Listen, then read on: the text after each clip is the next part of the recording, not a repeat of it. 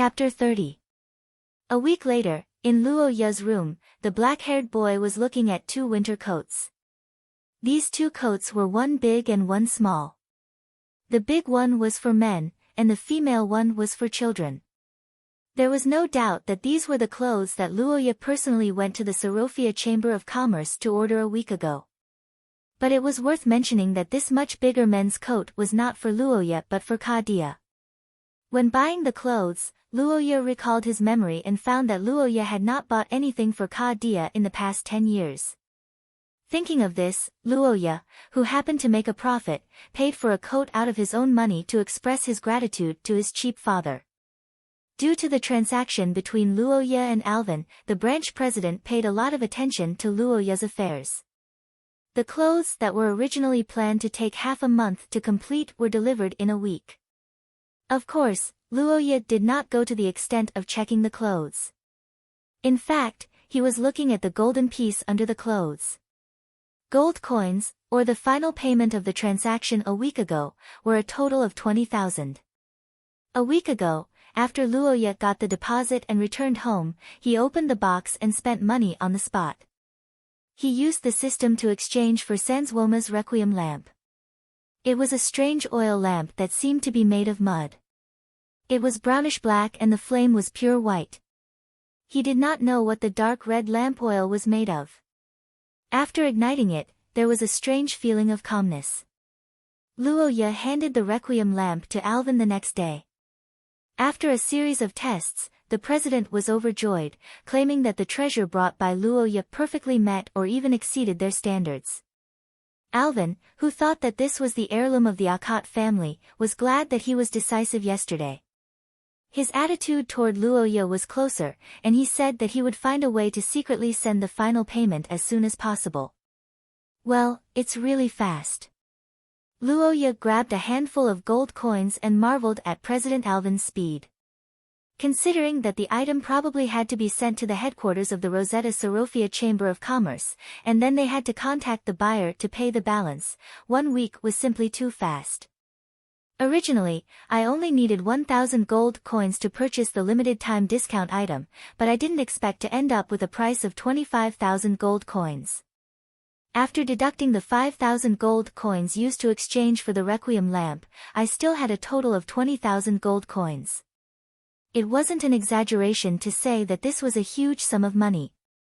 It was more than enough to buy a decent house in the holy capital.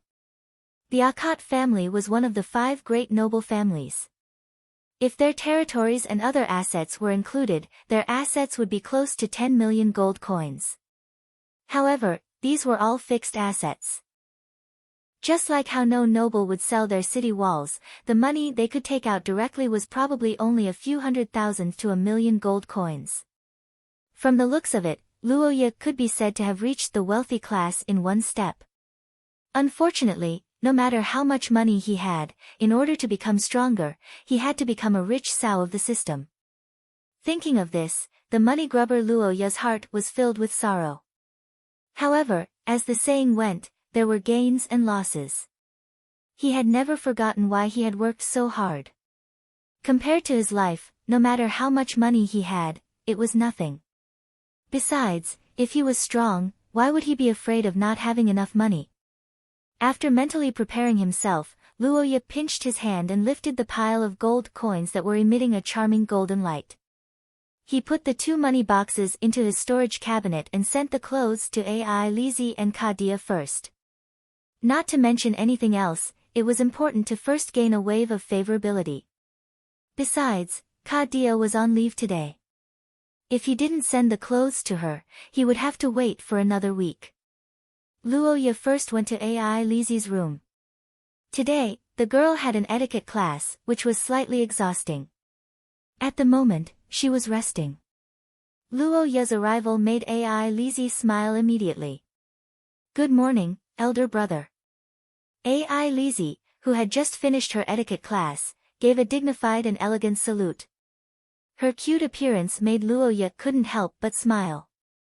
"Good morning, Ai Lizi. You must be tired from class. This is for you." Luo Ya waved his hand. Behind him, Anna immediately stepped forward and handed over a beautifully decorated wooden box. It was a special gift box with the Sorofia Chamber of Commerce's logo engraved on it and the designer's autograph. The appearance was very good. The inside was also sprayed with Sorofia's exclusive perfume. It could be said that it was a chain promotion. Who thought of this sales method? It was a talent. Luoya sighed. Ai Lizzie was pleasantly surprised. Sorofia's custom-made clothes were not cheap, but the exquisite and unique design was irresistible to any girl. Even the sensible Ai Lizzie was the same. Elder brother Luoya, this is... I haven't given you a gift since you came to Akat's house. This is to make up for it. Thank you. I like it very much. The pleasantly surprised Ai Lizzie threw herself into Luoya's arms. Her small face intimately rubbed against the youth's chest like a silver kitten. Immediately, large numbers appeared above her head. The nearby maids saw this scene and smiled. Their heads also glowed with green light. Especially Anna, the numbers were very impressive. However, Luoya didn't care about this anymore. Being hugged by Ai Lizzie, the youth felt the girl's closeness. A kind of healing feeling surged from the depths of his heart.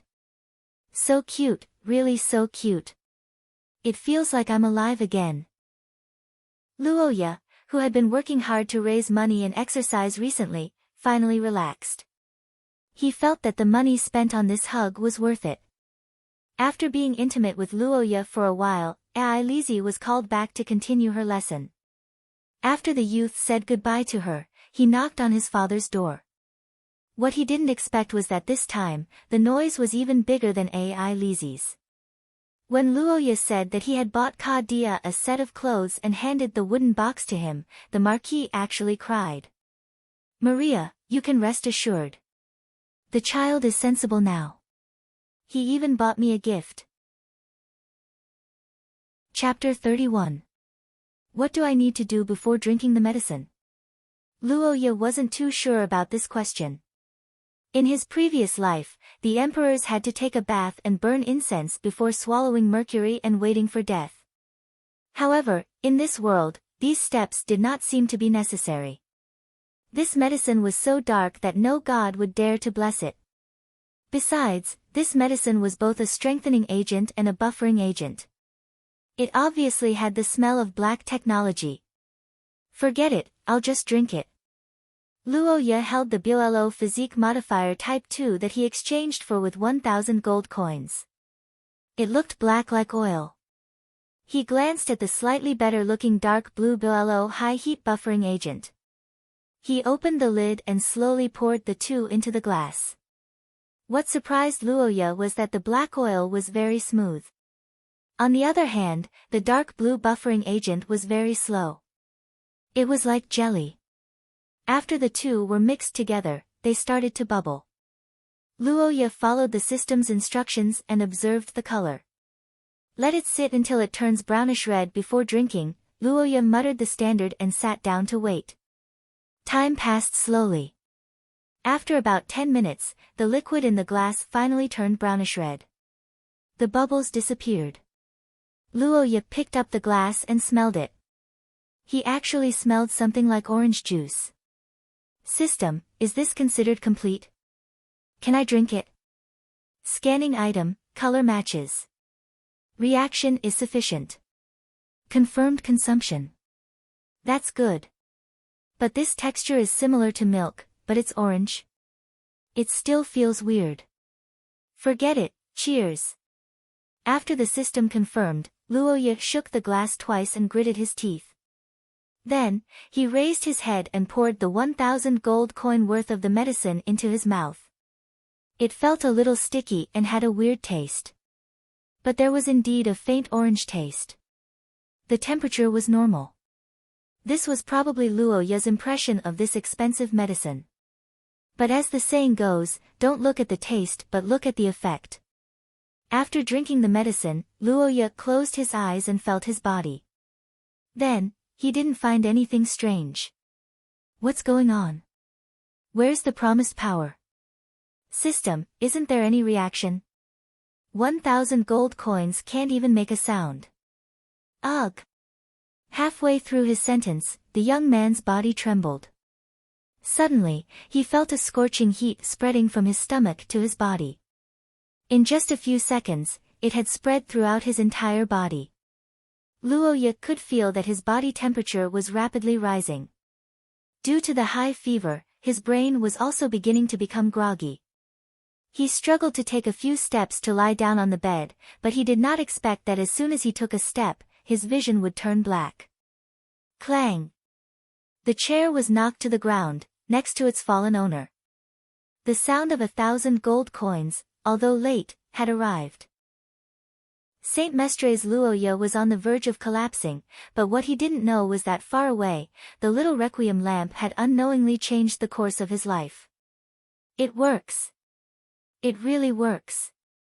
In a pitch-black room, a brown-haired middle-aged man was sitting on the main seat.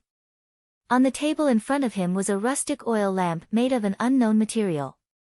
The oil lamp had already been lit up. The white light that was completely different from ordinary oil lamps illuminated the surroundings. For a moment, the exquisite hanging paintings, the priceless ancient books, and the flame-patterned grim collar wood were all revealed in the light. The light also illuminated the excited faces of the group in front of the table. Mr. Bruce, how do you feel? The effect is obvious. The corrosion has slowed down. No, it should be said that it has almost stopped. Sitting behind the table was a luxuriously dressed man. He stretched out his hand to touch his chest and felt it. After a moment, he nodded his head. The agitation of the soul has disappeared, and the undying state has also subsided. The most miraculous thing is that there are no side effects. Andrew, do you know what this is? I have never heard of this before. But according to my observations, I can confirm that this is an antique from before the Third Era. Wearing a pointed hat and reading glasses, an old man with a grizzled beard took 2 steps forward. He carefully examined the requiem lamp. The material of this oil lamp is somewhat similar to mud. The lamp oil may be the blood of some creature. It is definitely a pagan item. But from the fact that there are no side effects, it should not be an evil item. It probably came from a civilization that disappeared in the Second Era. Can it be replicated? Chapter 32. Luo Ye had a dream. In the dream, he seemed to have been tied up by cannibals. First, he was put into the fridge, and then he was pulled out of the fridge and thrown into the frying pan. The heat was unbearable. Perhaps Luo Ye was thick-skinned, but after being thrown into the frying pan, he was sent back into the fridge to be frozen. After coming out of the fridge, he was thrown into the frying pan again. In the end, Luo Ye's consciousness was a little blurry. Only when he heard Diandian's crying did Luo Ye gradually wake up. He slowly opened his heavy eyelids and saw a luxuriously decorated ceiling. This place is, Brother Luo Ye, you're finally awake. Woo-woo, Ai Lizzie. The youth turned his head with some difficulty and saw a young girl throwing herself at him. When Ai Lizzie realized that Luo Ye had woken up, she cried loudly in his arms. No matter how hard he tried to persuade her, she couldn't stop crying. On the other side, when Anna realized that Luo Ye had woken up, she happily shouted to pass on the news. Young Master is awake. That's great, I'll go inform Master. The servants passed on the news. Not long after, the sound of running could be heard. A figure rushed in from the door. It was actually Kadia. Luo Ye, you're finally awake. Do you feel any discomfort? I don't feel any discomfort. I just feel a little weak. That's good, that's good. Kadia sighed in relief and nodded. Luo Ye comforted Ai Lizzie and chatted with his father for a while. Only then did he find out that he had slept for 3 days. No, to be precise, he had been sick for 3 days. 3 nights ago, the maid Anna was the first to discover Luo Ye lying beside the chair. At that time, his whole body was feverish and unconscious. Seeing this situation, Anna hurriedly reported it to Kadia. The Marquis, who was trying on clothes in the room, was shocked when he heard the news. Since then, he began to treat Luoya's temperature for 3 consecutive days. During this process, Luoya's cup and container were found. Kadia examined them and found that there was a kind of curse potion left in them. Thinking that someone wanted to assassinate his son, the Marquis completely sealed off the mansion and was ready to use spells to track down the real culprit. There's no need for that. No one harmed me, I drank it myself. Luoya, who realized that things had gotten out of hand, hurriedly confessed. He said that he had accidentally found a set of medicine in the storeroom. The label was to strengthen the body. He had been practicing his swordsmanship hard recently, and in order to improve faster, he drank the medicine in a hurry. Luoya's words made everyone in the mansion heave a sigh of relief. Kadia, who realized that Luoya had asked for it, sternly reprimanded him. The things in the storeroom were left behind by generations of ancestors. How could you drink it indiscriminately? Moreover, many of the potions have a time limit. After the time limit, not only are they useless, they are even harmful. I was wrong. I won't dare to do it again. He didn't expect that the golden partner would make Luoya bow his head and admit his mistake with a good attitude. Kadia didn't pursue the matter and left after a few words of advice. After dealing with Kadia, Luoya turned his head and began to appease Ai Lizi. Brother Luoya, I understand your thoughts, but please don't do this again. If the family needs extraordinary strength, although it may be useless, Ai Lizi will work hard. The silver-haired girl, who saw through Luoya's thoughts, said with tears streaming down her face. The boy's face stiffened, and he couldn't help but mutter in his heart.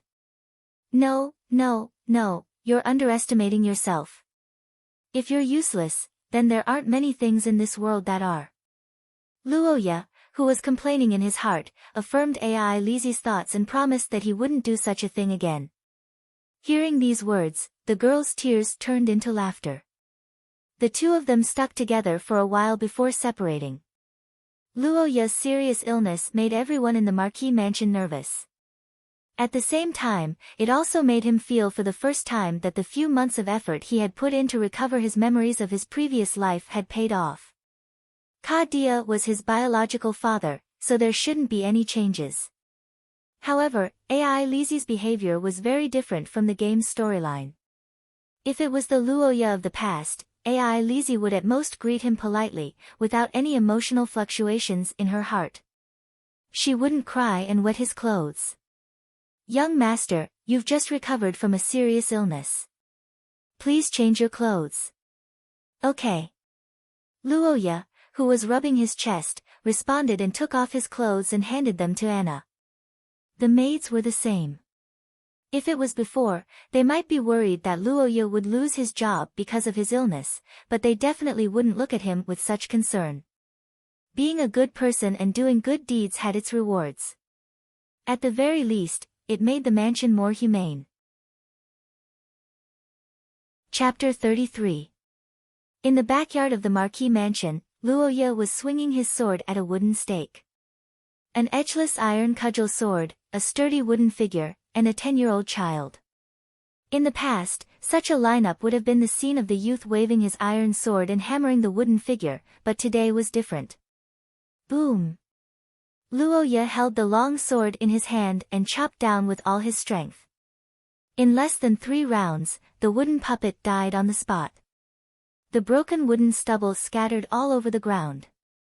Even the ordinary iron sword used for practice was slightly crooked. Without a doubt, killing a wooden puppet in 3 strikes was definitely not something an ordinary person could achieve, not to mention using an unedged sword. It was already very good for an ordinary person to be able to split the wooden puppet in half. This is Source Rank 6, the system's evaluation of E rank.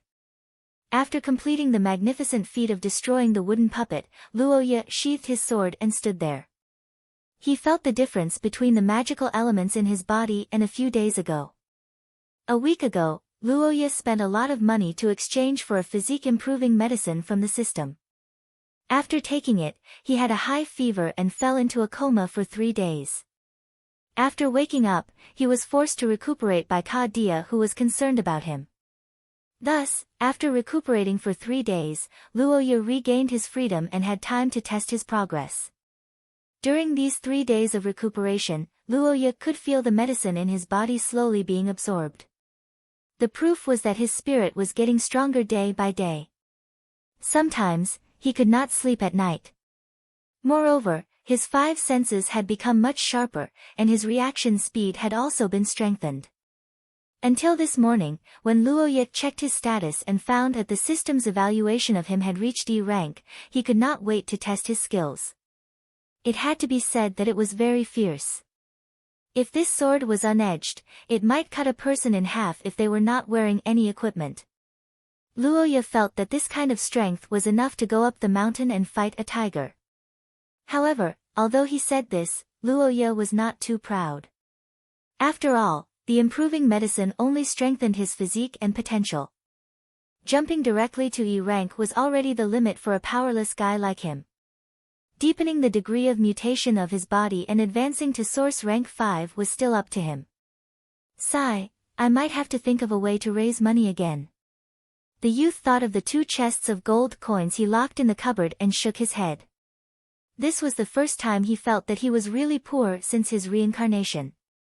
After all, there were very few geniuses like Ai Lizzie. As the female lead of the game, she and Noah Iyer could both level up quickly. Due to their high-level bloodlines, they both had unique abilities that made it easier for them to practice. Although Ai Lizzie was usually very obedient and would do whatever Luoya asked her to do, in fact, Ai Lizzie should be stronger than the previous Luoya. Even if she was younger by 2 years, her talent in curses was still on par with Luoya. Of course, Ai Lizzie was lacking in physical attack power. Her strength was in her recovery ability. Luoya was the traditional strong person who could create miracles, but his recovery ability was very average. After testing his body's abilities, Luoya started on the next project. After a long time, he once again picked up the spell book and began to advance the progress of his curses that hadn't been improved for many years. As everyone knew, basic curses were transitional curses before obtaining source substance. At source rank 7, it was basically invisible hand, micro heat wave, and other life skills that didn't have any attack power. They were usually used for trivial things like taking things out, drying clothes, and so on. However, at source rank 6, the situation was fundamentally different. At source rank 6, the magic essence in the body would start to influence the body. The upper limit of the curses would also skyrocket. At this level, the experienced militia would generally know a few good curses. What Luoya wanted to learn now was these practical things. After more than an hour of careful selection, Luoya found a few targets in Ka Dia's spell book. Concentrated explosion mobilized the magic essence in the body to concentrate on a specific part of the body. In a short period of time, greatly enhanced the strength, speed, and hardness of that part. It could be widely used for attack and defense. Curse power gloves use curse power to cover the hands. When you don't have a weapon, use it to resist the enemy's attack. The hardness of the curse power gloves was related to the nature of the curse power and had nothing to do with the amount of magic essence used. Balanced breathing, a special breathing technique. Using the magic essence in this technique could greatly save physical strength. The effect was significant in bitter and protracted battles. The above 3 were the source rank 6 basic curses that Luoya found by flipping through the book. At first glance, they were all skills that increased physical strength and fighting ability. It could be seen that in source rank 6, close combat and close combat were the main fighting methods. There were very few pure curses. The reason should be because the cost-performance ratio was too low. For example, this fire-spitting hand, the flames transformed from curse power were difficult to harm in a short period of time, but it could be used as a feint. These kinds of tricks were basically the source rank 6 pure curse attacks in the book. Luoya basically didn't care about these. Unless he was stuck at source rank 6 for too long, he wouldn't spend time learning these flashy but useless things. After Luoya recovered, Dia once again returned to the Night Order. This time, Dia took a lot of leave to take care of him. She shouldn't be back in a short period of time. Luoya and Ai Lizi started their life together again. The following days were quite peaceful. Luoya, who obtained extraordinary strength for the first time in 2 lives, was very excited. He studied curses with all his might. His physical training also increased by several levels. His swordsmanship also improved a lot. He was finally no longer a weakling. Ai Lizi also worked hard during this time. It seemed that Luoya's serious illness stimulated her. After half a year, under the efforts of Luoya and Dia, Ai Lizi had integrated into the family of only 2 people. She began to feel a sense of responsibility. She felt that as a member of the family, she had an obligation to do something for the family. Especially when Luoya was judged to be unable to obtain extraordinary strength. Of course, the girl didn't know that her adopted brother was a gold sow. She forcefully paid for the ability. After the end of the autumn harvest, Luoya didn't have the duty of a temporary tax official. The youth who didn't have any use for the time being decided to put the matter of the territory aside and concentrate on improving his personal ability. Instead, farming Ai Lizi 3 times a day became a compulsory activity for Luoya. He had a lot of gains every time, and he found that recently, there were more and more maids farming Ai Lizi at the same time. Anna had been very happy during this period of time. Protecting the young master and young lady who were made in heaven with her friends every day was her greatest happiness recently. Every time the 2 of them showed their love, Anna would be very happy to be a couple on the spot. Under this stable and peaceful situation, autumn passed and winter came. Chapter 34. Just like that, the winter of the Akhat territory came as the 2 of them studied hard. After a month of low temperatures, it finally snowed heavily in the territory. Looking at the snowy scenery outside, Luoya was a little excited. In such weather, people always wanted to go out and have a snowball fight. Even Ai Lizi, who had always been quiet, was a little excited. Unfortunately, there were only 2 people in the Marquis mansion, Luoya and Ai Lizi. Luoya couldn't bring himself to have a snowball fight, so the 2 of them had no choice but to make a little snowman. As the saying goes, a timely snow indicates a good harvest. This year's snowfall would become a spring water source to nourish the earth. Therefore, Luoya and Ai Lizi weren't the only ones who were happy about the snowfall. The farmers in the villages outside the city were also happy. The snow continued on and off for a few days. After it stopped, Dia finally found a chance to go home. Recently, the Marquis seemed to be very busy. Even when he returned to Akhat City, he didn't stay idle. In the limited time he had, he led the militia and soldiers into the mountains to start a winter hunt. The winter hunt was a must-have event in every territory. In the past, when everything withered in winter, people often lacked clothes and food. At this time, the local nobles would call the men who were idle at home because of the season to hunt in the mountains to supplement their living expenses. The meat of the hunted could be eaten, and the skin could be made into clothes. It was a way to alleviate the difficulties of winter every year. However, now that the times had changed, people didn't have to go hungry in winter. Therefore, the hunt became more of a festive event. Luoya wasn't old enough this year, and he didn't want to leave Ai Lizi alone at home, so he didn't participate in this activity. Dia went into the mountains for 3 days, and on the 4th day, he brought a deer head back for Luoya. What the hell is this? This was Luoya's first thought when he saw the table-sized deer head. To be honest, he was really shocked. The deer head that Dia brought back was comparable to the elephant head in Luoya's previous life.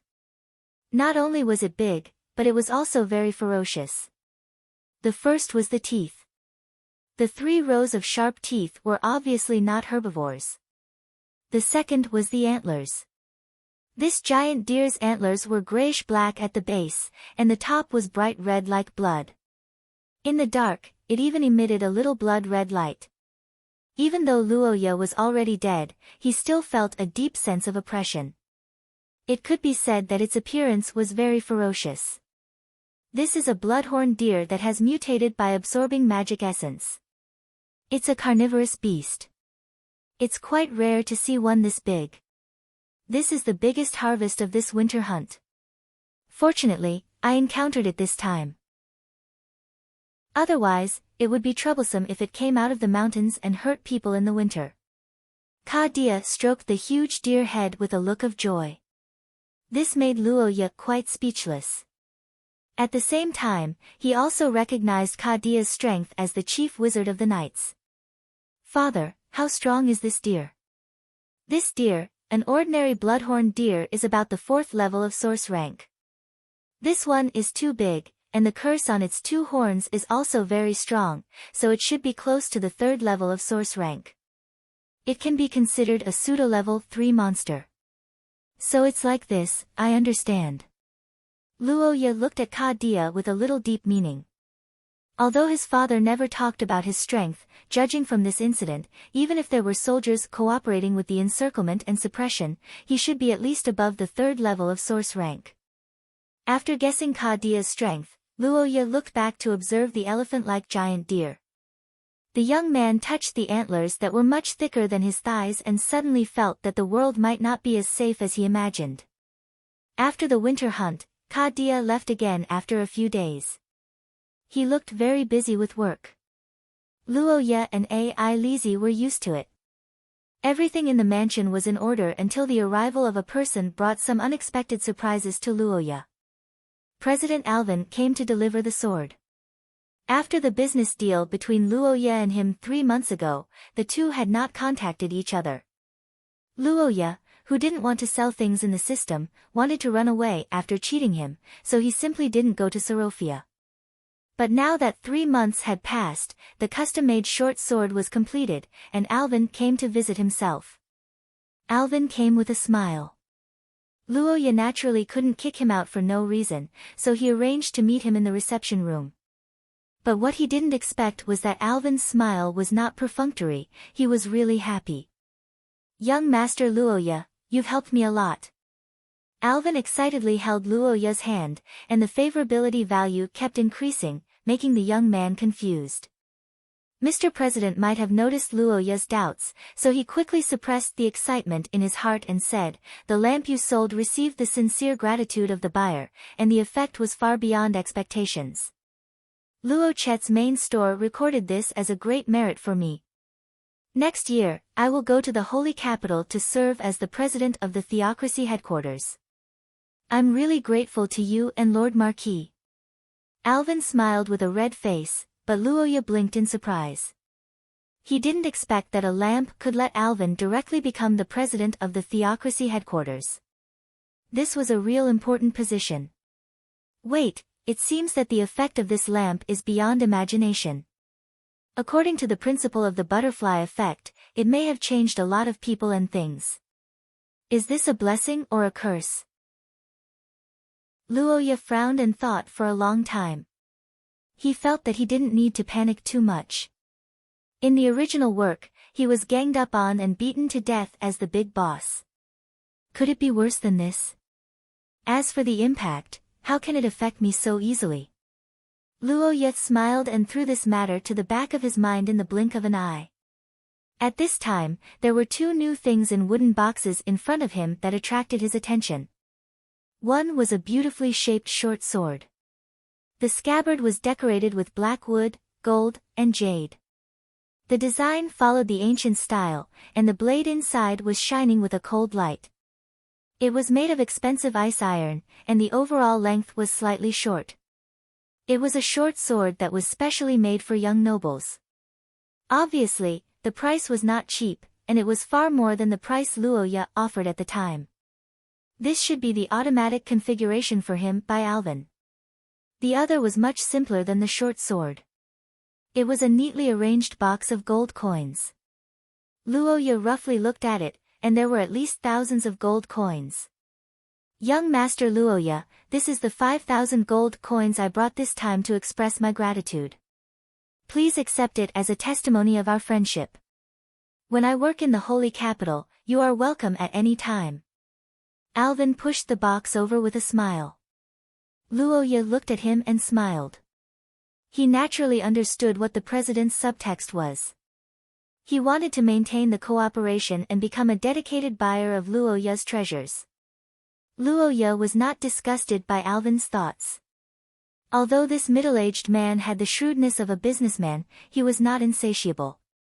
He could have not mentioned the reason for his promotion and saved the 5,000 gold coins, but he chose to thank Luoya and return the favor by establishing a long-term cooperation.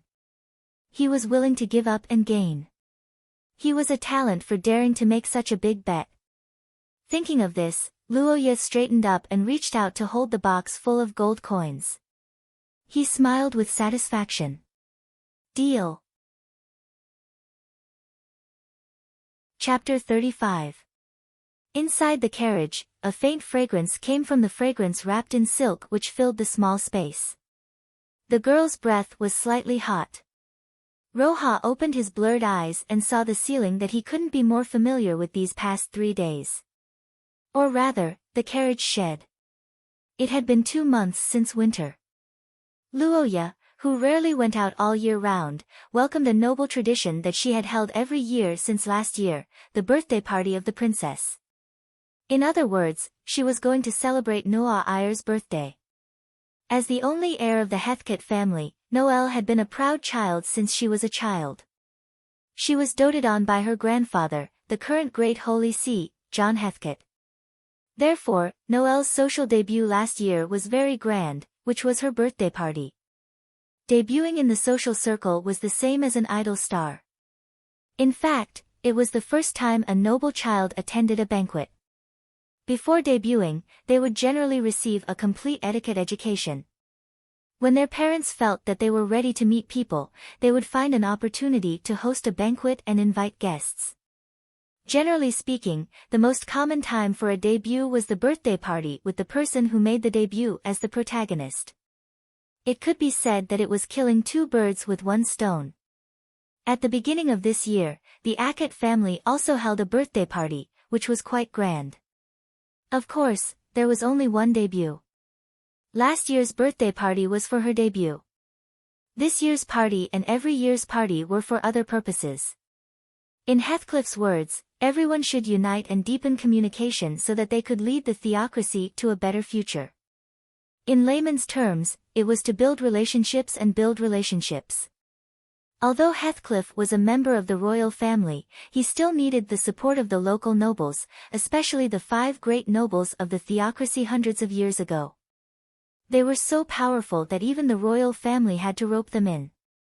As for the other small nobles, they had to visit the royal family in the holy capital every year to know what the head of the country looked like, how many people were in the family, and whether they were male or female, tall or short, fat or thin. Good friends my ass. Luoya secretly complained in her heart. She sat up and looked out of the small window of the carriage. As the temperature continued to drop after winter, fewer and fewer people went out for activities, especially in the suburbs. Even the official road was deserted. There was still a lot of snow on the ground outside. Luoya's carriage was a high-grade magically modified product in this world.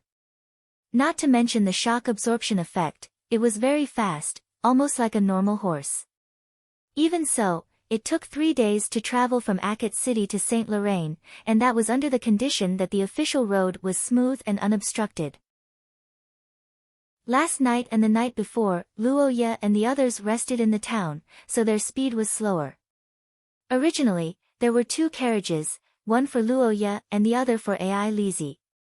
However, because it was too boring, Ai Lizzie came to Luoya directly. Brother Luoya, I'm so lonely. Come to me. Seeing the pitiful Ai Lizzie's cute appearance, Luoya almost couldn't take it anymore. The 2 chatted, played chess, and played cards to make time pass a little better. When they were tired, they would lie together to rest and sleep. However, even so, After 3 days of riding in the carriage, Luoya was a little restless. "Young master, we're almost there, please hold on a little longer." Anna, who had become Luoya's main source of affection for the past 2 days because of Ai Lizi's arrival, was sitting upright on a small chair opposite him. She was comforting the young man who was rolling his eyes at the scenery outside. These 2 days, she often had an excited smile on her face. Even after 3 days, she was still full of energy. "I'm afraid that Saint Lorraine is now full of nobles. Where are we going to stay?" "The Akat family has property in the holy capital. It was bought by the previous head of the family, and there have always been people cleaning it." "I see." After hearing Anna's words, Luoya was relieved. The two chatted in a low voice. After more than an hour, the carriage driver outside reported that they had finally arrived at the holy capital after a 3-day journey. Saint Lorraine, as the headquarters in front of the Heathcliff family, was quite majestic. This could be seen from the city walls. The walls of Saint Lorraine were more than 10 meters tall and were made of huge blocks of stone. They were white in color and gave off a refreshing and holy feeling. The soldiers walking on the walls were fully equipped with armor and looked very good. Of course, this was only the appearance. Although the walls were tall and deep, Saint Lorraine had never experienced an invasion in its history. This was because this was the holy land of the Church of the Primordial Goddess, or Shia's followers. The followers of Shia had a widespread faith in the entire human society, so even if there was a rebellion, no one would attack this place. How strong were the soldiers who had never experienced war? There were many examples of this in the history of his previous life. In any case, Luoya felt that the strength of these people was quite questionable. The carriage drove on the road, and the tall walls were getting closer and closer. The exquisite and luxurious noble carriage naturally attracted the attention of the people and soldiers lining up to enter the city. What a beautiful carriage! Where did this noble come from? This must be a great noble. The people looked at the carriage and discussed, but the soldiers knew very well what they were looking for. Look, that's the symbol. The candlelight eye, it's the Akat family. Akat? Quick, open the side door, open the side door. Seeing the unique symbol of the Akat family, the scout reported the result to the general in charge of the city gate. The general in charge of the city gate immediately shouted and opened the side door. The originally crowded crowd moved aside and looked at the carriage in awe. Chapter 36. The Labyrinth Pavilion, owned by the Akat family, was a rather famous place in the holy capital. It was rumored that the Akat family's house was not to be invaded. It was said that if one was welcomed into the Labyrinth Pavilion by the owner, then everything would return to normal. If one was not welcomed into the Labyrinth Pavilion, then a labyrinth would appear in front of the intruder, and they would never be able to leave. It was impossible to know where this rumor originated from, but the content of the rumor was enough to show the fear and respect of the unknown power that the Akat adept family had held for a long time. And today, Luoya was fortunate enough to visit such a famous scenic spot as soon as he arrived in the holy capital. He lived in it as the owner. "Father, is this rumor true?" Luoya asked curiously as he looked at the clean and tidy building that was designed in a style that was more than 100 years old. Kadia smiled and led Luoya and Ai Lizi into the study. He sat on a chair and began to tell them about the history of the family. This mansion was built by the head of the Akat family 3 generations ago, my grandfather, Ponte Akat. It has a history of more than 170 years. Through Kadia, Luoya and Ai Lizi heard about a history that was only recorded in the history books. Almost no one knew about it anymore. About 200 years ago, the royal family of the Saint Mestre cult, Heathcliff, gave birth to a pair of twins. The boy's name was Vader Heathcliff, and the girl's name was Wei Dualia. Both siblings were gifted and had broken through to the 4th level of the source rank at a young age, becoming advanced extraordinary. Originally, this was a good thing for the Heathcliff family, but unexpectedly, Princess Wei Dualia discovered that her brother Vader was connected to an evil cult. As the successor to the Holy See, Vader was involved with a cult. This matter could be said to have subverted everyone's worldview. If it had been anyone else, they would have made this matter public immediately. However, the intelligent Wei Duolia did not do so. Wei Duolia knew that as the second-in-line successor to the throne, her identity was too sensitive. If she acted rashly, not only would it be useless, but she might even be labeled as a traitor. After careful consideration, she told Ponte, who was her spell teacher at the time, about this matter. After a series of verifications, Ponte believed Wei Duolia's words. The two of them began to gather evidence, preparing to expose Vader's true colors when the current Holy See returned from the faraway empire. Unexpectedly, Vader was so meticulous that he actually discovered Wei Duolia's plan. Thus, a bloody civil war began, known as the March Rebellion. At that time, 3 of the 5 aristocratic families were on Prince Vader's side, while the other remained neutral in order to protect themselves. Wei Duolia only had the Akhet family and Ponte's army behind her, so the situation could be said to be very unfavorable. The two sides confronted each other with the central avenue of Saint Lorraine as the boundary, launching an offensive and defensive war that lasted for a month. Under the combined suppression of the 3 aristocratic armies, Prince Vader's faction, and the cult, even with Ponte's help, the princess's army was still defeated. The situation at that time was indescribably tragic. The holy capital was littered with corpses, and even the heavy rain could not disperse the thick stench of blood and corpses. During the battle, Wei Duolia and Ponte were both seriously injured, and the reinforcements they asked for were also blocked outside the city. In a desperate situation, Ponte could only rely on his family's treasure to completely turn the surrounding area into a maze and hid with Wei Duolia. It was said that the enemy sent nearly 10,000 people to charge into Rock Street where the two of them were hiding, but not many people were able to walk out of the foggy street again, let alone find them.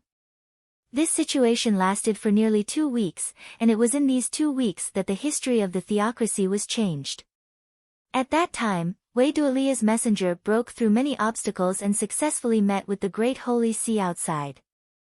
When the Great Holy See heard that Vader had fallen into the cult and killed his sister, they turned pale with fright and hurriedly rushed back from the Empire, finally managing to make it back before the maze was breached. And this maze was the place where Wei Duolia and Ponte were hiding at that time. A fragment of the treasure was still preserved in the house, so it had some magical functions. What happened after that? What happened after that? Luoya, who was cut in half halfway through the story, was very upset and anxiously asked about the ending. Ai Lizzie also looked at him curiously. Kadia smiled and said, "The rest is left." Prince Vader was defeated and arrested by the Great Holy See who returned, the cult was uprooted, and the 3 noble families were punished. Ponte's ancestor and Wei Duolia were rescued. After that, Wei Duolia succeeded to the throne and the Akhet family received a huge compensation.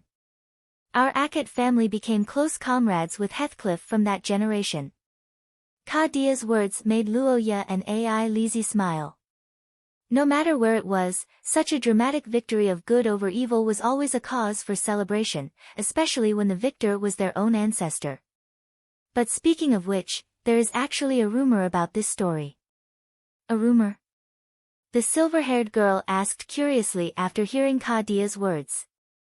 The man kept them in suspense and pondered for a long time.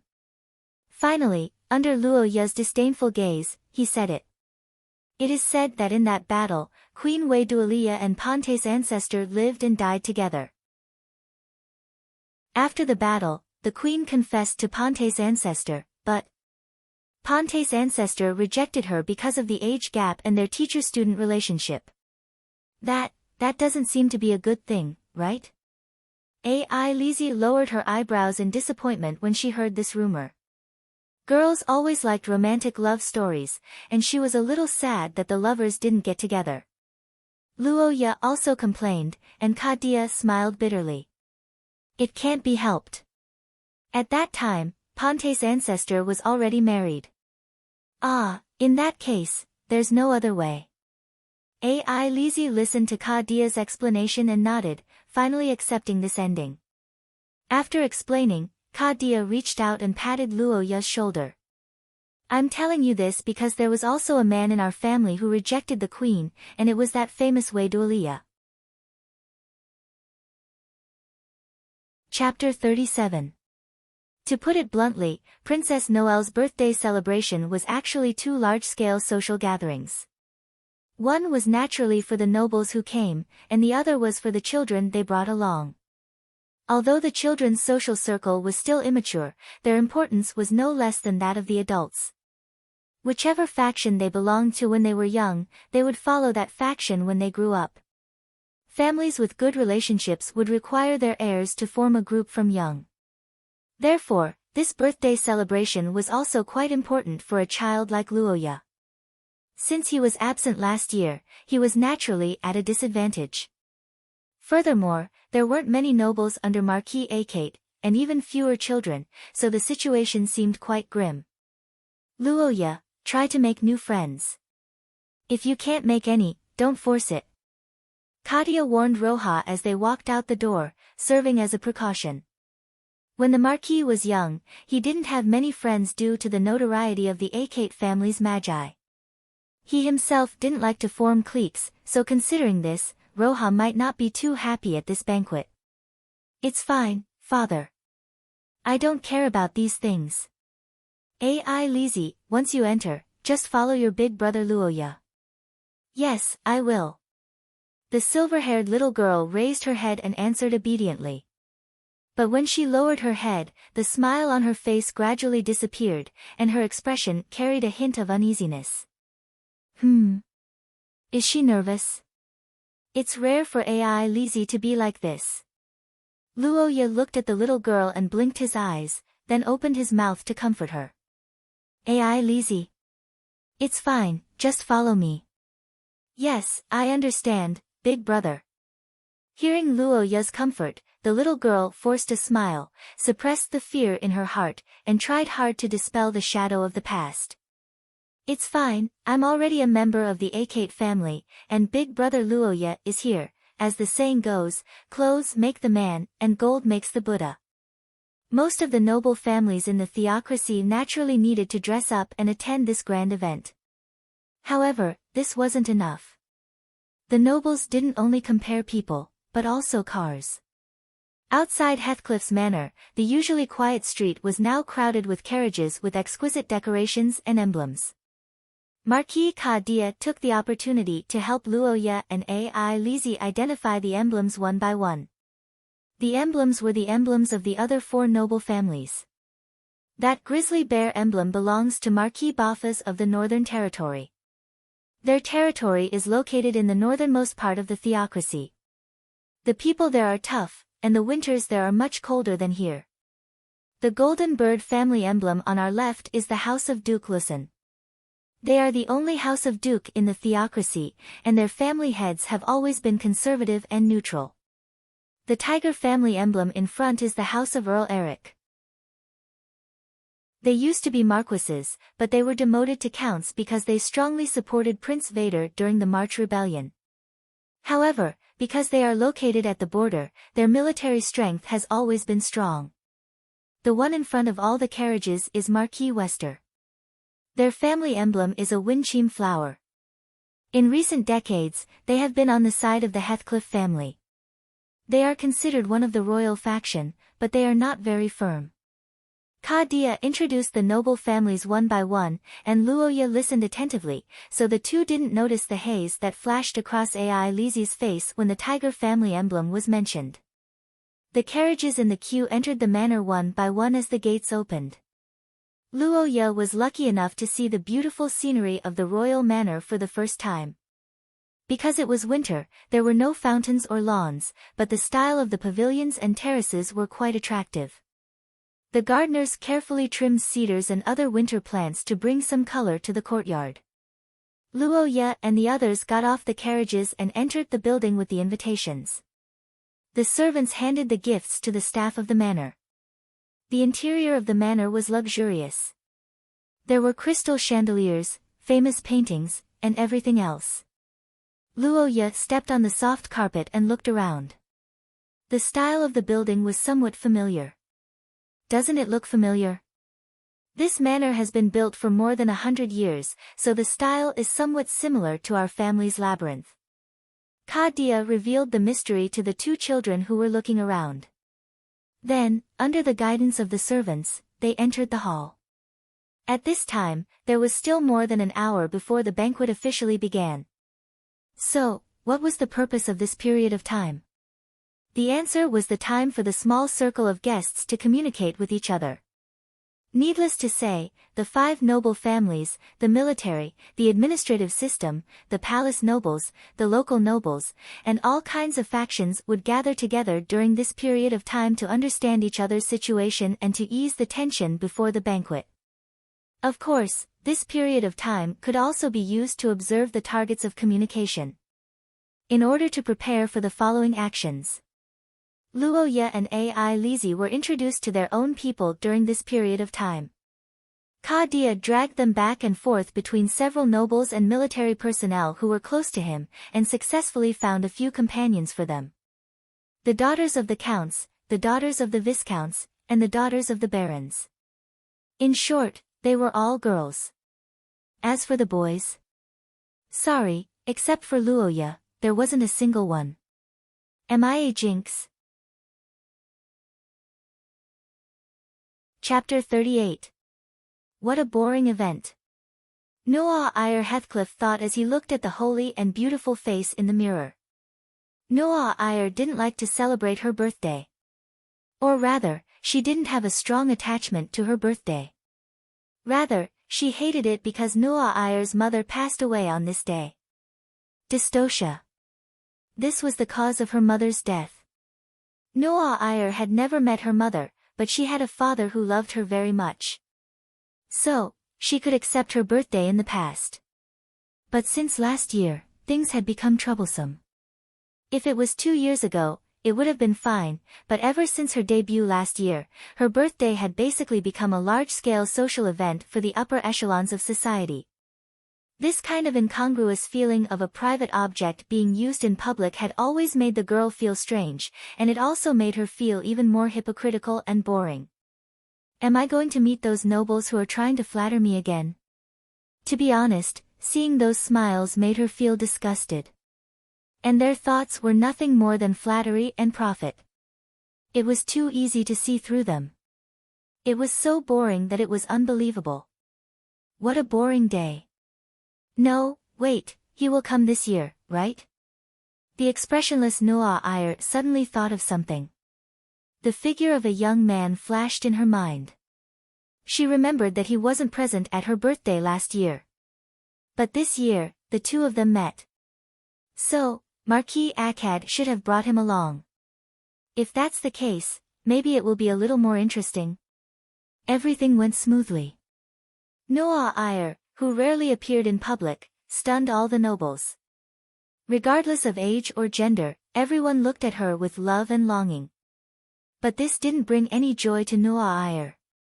She smiled and looked forward, but her eyes quickly scanned the surroundings, looking for the young man of the same age. There were too many people who came to attend the banquet. Noah Eyre spent a lot of effort to find her target. It was a black-haired young man who followed behind his father with a helpless expression. He seemed to be out of place with the atmosphere around him. Pfft, what an interesting expression. Seeing Luoya's awkward expression, Noah Eyre's body trembled. She almost couldn't help but laugh out loud. She took 2 deep breaths to maintain her composure, closed her eyes, and began to chant and pray. After praying for blessings, the banquet officially began. According to tradition, each family had to bring their children forward to have a chat with Kai-in and Noah Eyre so that the children could get to know each other. This would take about 1 or 2 minutes for each family. If it took too long, it would be considered rude. This was what the Noah Eyre was annoyed with. Last year's greeting lasted for more than 2 hours. The Noah Eyre had to be courteous during this period of time. They also had to try their best to remember everyone's name and appearance. Since this was a standing buffet banquet, of course, they couldn't sit down and rest.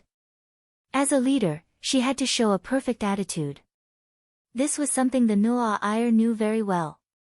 Therefore, she performed perfectly to the nobles who came forward to greet her. However, during the exchange, the blonde girl had been paying attention to the movements of the boy on the other side. First, he argued with his father, Marquis Kadia. Then, he hung his head dejectedly. Not long after, he and the silver-haired girl followed the footsteps of the adults and came forward. The moment she saw Luo Ya's dejected expression, the Noa Ayar with perfect etiquette smiled from the bottom of her heart for the first time. Her beautiful face bloomed with charm that far exceeded the past, causing the nearby guests to be stunned. He couldn't have been resisting coming to see me before, right? Hee, this is really interesting. After realizing that it was actually her who made him reveal such a dejected expression, Miss Angel's mood suddenly improved. The bad habits that she had suppressed for a long time were finally released. At the same time, she began to think about why Luo Ya was so against her. Although that child called Ai Lizzie is very cute, in terms of appearance, I shouldn't lose to anyone. Is it because of my personality? Does my personality make you so afraid of snakes and scorpions? Noa Ayar narrowed her eyes. Not only was she not dissatisfied, but she became even more excited. The ardent desire to conquer swelled in her chest, and her irresistible nature made her eager to give it a try. She really wanted to step on him. Strange thoughts poured into her mind, and Noa Ayar had to do her best to control them. Although she liked Luo Ya's dejected and helpless expression, she didn't want him to hate it. She wanted to conquer, not force. That would only give her an empty body, but not her true heart, and it wouldn't give her true happiness. But if she was only looking for someone who took the initiative, there would be too many disgusting people who approached her for various reasons. This would only arouse her disgust, and she would lack the feeling of conquering. So, it was actually very difficult for Miss Angel to choose a target. She wanted someone who was unwilling, but had no choice but to accept those for her. And now, she had found a suitable prey. Luo Ya, Akat, knew her hidden habits. He wouldn't deliberately curry favor with her. He was somewhat afraid of her, but not to the extent of hating her. He had a delicate face, good acting skills, and was a guy who was cunning enough to fight with her. It's like a dessert that was specially prepared for me. Noa Ayar sighed in her heart, and a slight flush appeared on her face. Get him, make him unable to stop, and completely become my possession. Is there anything more exciting than this? The blonde holy angel thought so, and revealed a charming smile, and began to exchange blows with Luo Ya. Long time no see. Greetings, respected highness. Chapter 39. I just want to see you. What do these words mean? Luo Ya felt that it was similar to a joke like, what's supposed to come doesn't come. The moment Noa Ayar said this sentence, the nearby nobles who were waiting for an opportunity to step forward were all silent. Everyone who heard this sentence turned their heads and stared at Luo Ya with wide eyes, making him feel as if there were needles pricking his back. Sorry, my choice of words was a bit inappropriate. I was too excited. The blonde girl seemed to have just realized her slip of the tongue. She gently covered her mouth and apologized. I said that on my birthday, the person I want to see the most is you. Noa Ayar's second speech once again stirred up a huge wave. The crowd clamored. This time, even those who were further away began to look over. Luo Ya suddenly became the center of attention. What is this woman saying? Luo Ya looked at Noa Ayar with a dumbfounded expression. He couldn't figure out what was wrong with her. The two of them had only met once. Why did she speak as if they were lovers? After Noa Ayar finished speaking, she quietly looked at Luo Ya with a smile. Her blue eyes seemed to be flashing with a hint of playfulness and excitement. However, how could this escape Luo Ya's eyes? Fuck. This woman is doing it on purpose. Luo Ya, who was originally puzzled, trembled. He realized that the other party seemed to be up to no good. He quickly thought for a moment and hurriedly said, "Oh, Your Highness, you want to play chess with me again. I understand. If there's a chance, I'll be happy to accompany you." Luoya, who was cornered, saw that the situation was not good. He hurriedly said such a sentence, causing the surrounding people to sigh in relief. "What, it's just a chess game. I thought it was some explosive gossip." Luoya's explanation caused the crowd to lose interest. They began to turn around and continue their conversation. However, what Luoya didn't expect was that Noah Iyer didn't want to let him go. Chess.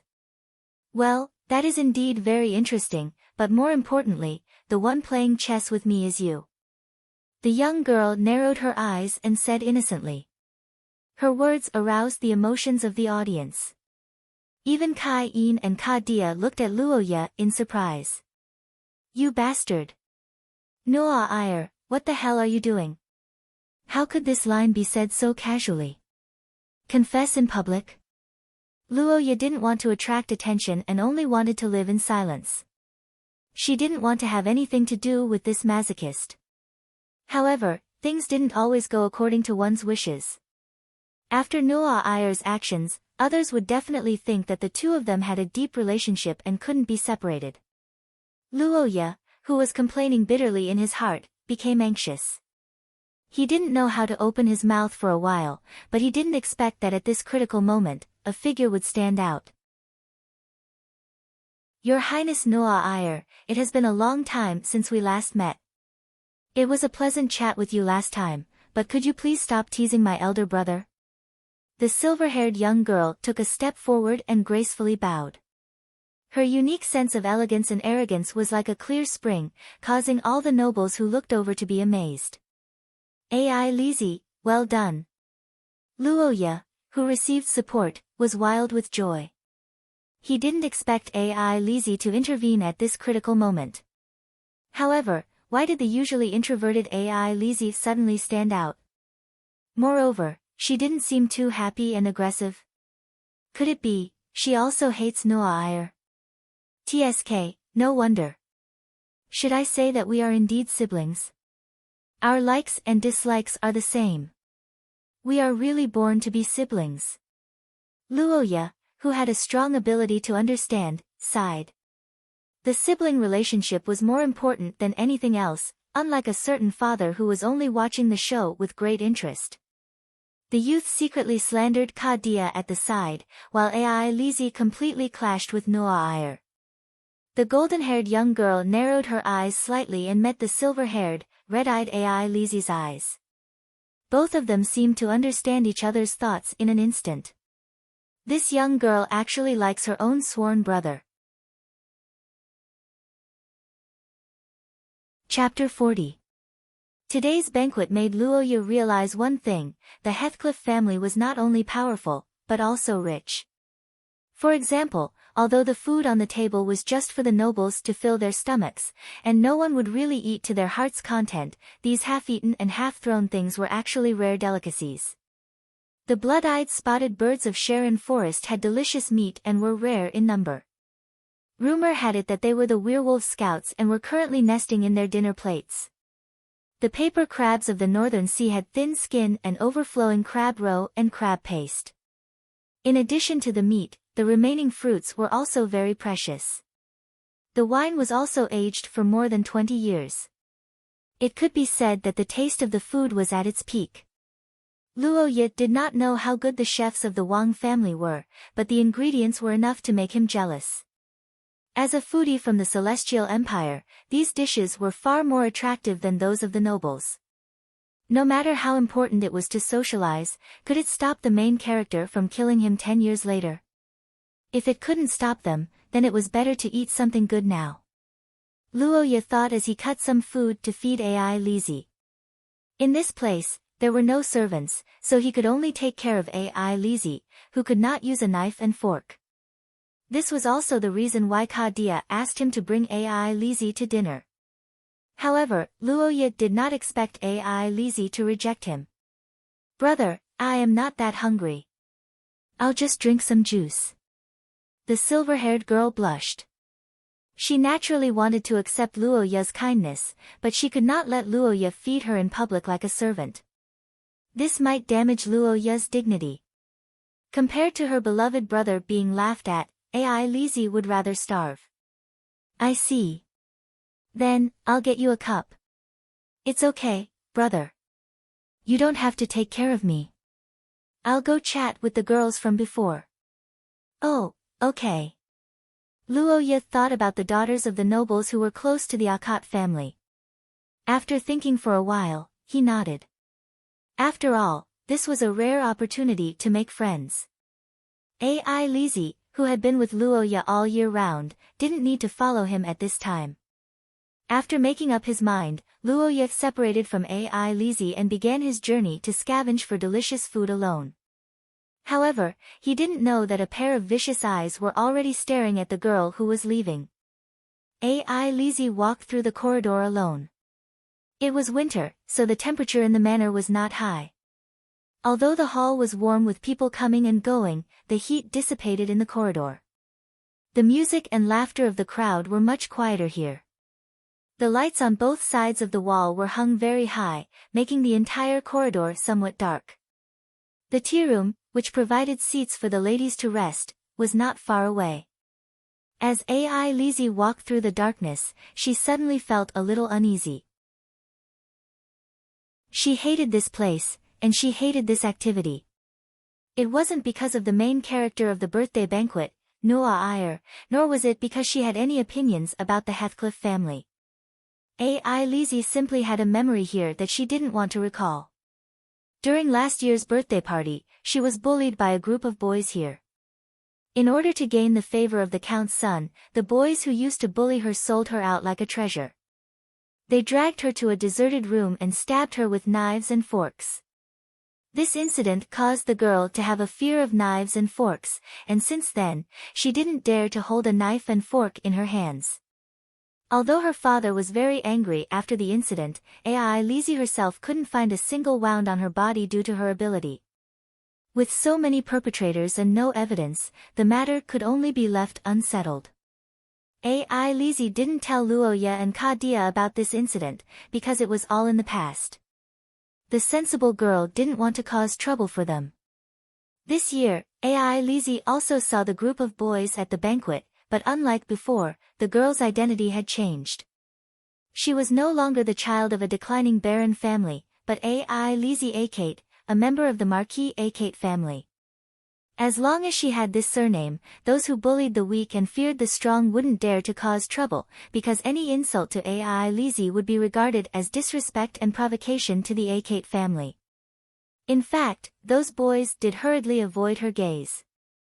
Finally, I won't encounter that kind of thing again. The girl muttered to herself, but she didn't expect that two people would suddenly appear from the dark fork in the road and block her way. They were the two children of the Viscount family who bullied her since she was young, Luke and Sean. Stop. Ai Lizzie, long time no see. You are. The two children who blocked her way looked at the surprised girl, and a malicious smile appeared on their faces almost reflexively. Having bullied Ai Lizzie since they were young, they knew the girl's weakness very well. In fact, Ai Lizzie's face did indeed show a frightened expression at this moment. However, they guessed the beginning, but not the end. Ai Lizzie's heart was indeed filled with fear, but soon a figure appeared in her mind. Luo Ye's meticulous care and companionship for the past few months had awakened the girl. She remembered the surname that hung behind her name, and understood that she had to change. In the past, when she succumbed to fear, it could be attributed to her fear of power, but now, if she were to succumb again, there would be no excuse, it would just be her own cowardice and cowardice. If the bullied didn't resist, there would only be one outcome, and that was to be persecuted more and more. For some reason, at this moment, the figure of Noah Iyer suddenly appeared in Ai Lizzie's eyes. It was a confidence and pride that was completely different from hers, almost to the point of sacredness. If it wasn't for Luoya, she would have looked forward to Noah Iyer very much, but now that she confronted Noah Iyer, there was only one thought in her heart. Chapter 41. Luoya wandered around the banquet hall, eating while thinking about some of the things Kadia had taught him. Last year's birthday party was very important, not only because it was Noah Iyer's coming out ceremony, but also because it was the first time all the young children of the theocracy had gathered together. There were many social gatherings between adults, whether it was tea parties for the ladies or ordinary banquets. However, gatherings between the children of nobles were rare, and it was only once a year. In such a banquet, the interaction between adults was secondary, as the main focus was on their own children. Luoya's absence last year was a serious loss, not only because he didn't have any friends, but also because another family got to enjoy the benefits. The Eric family.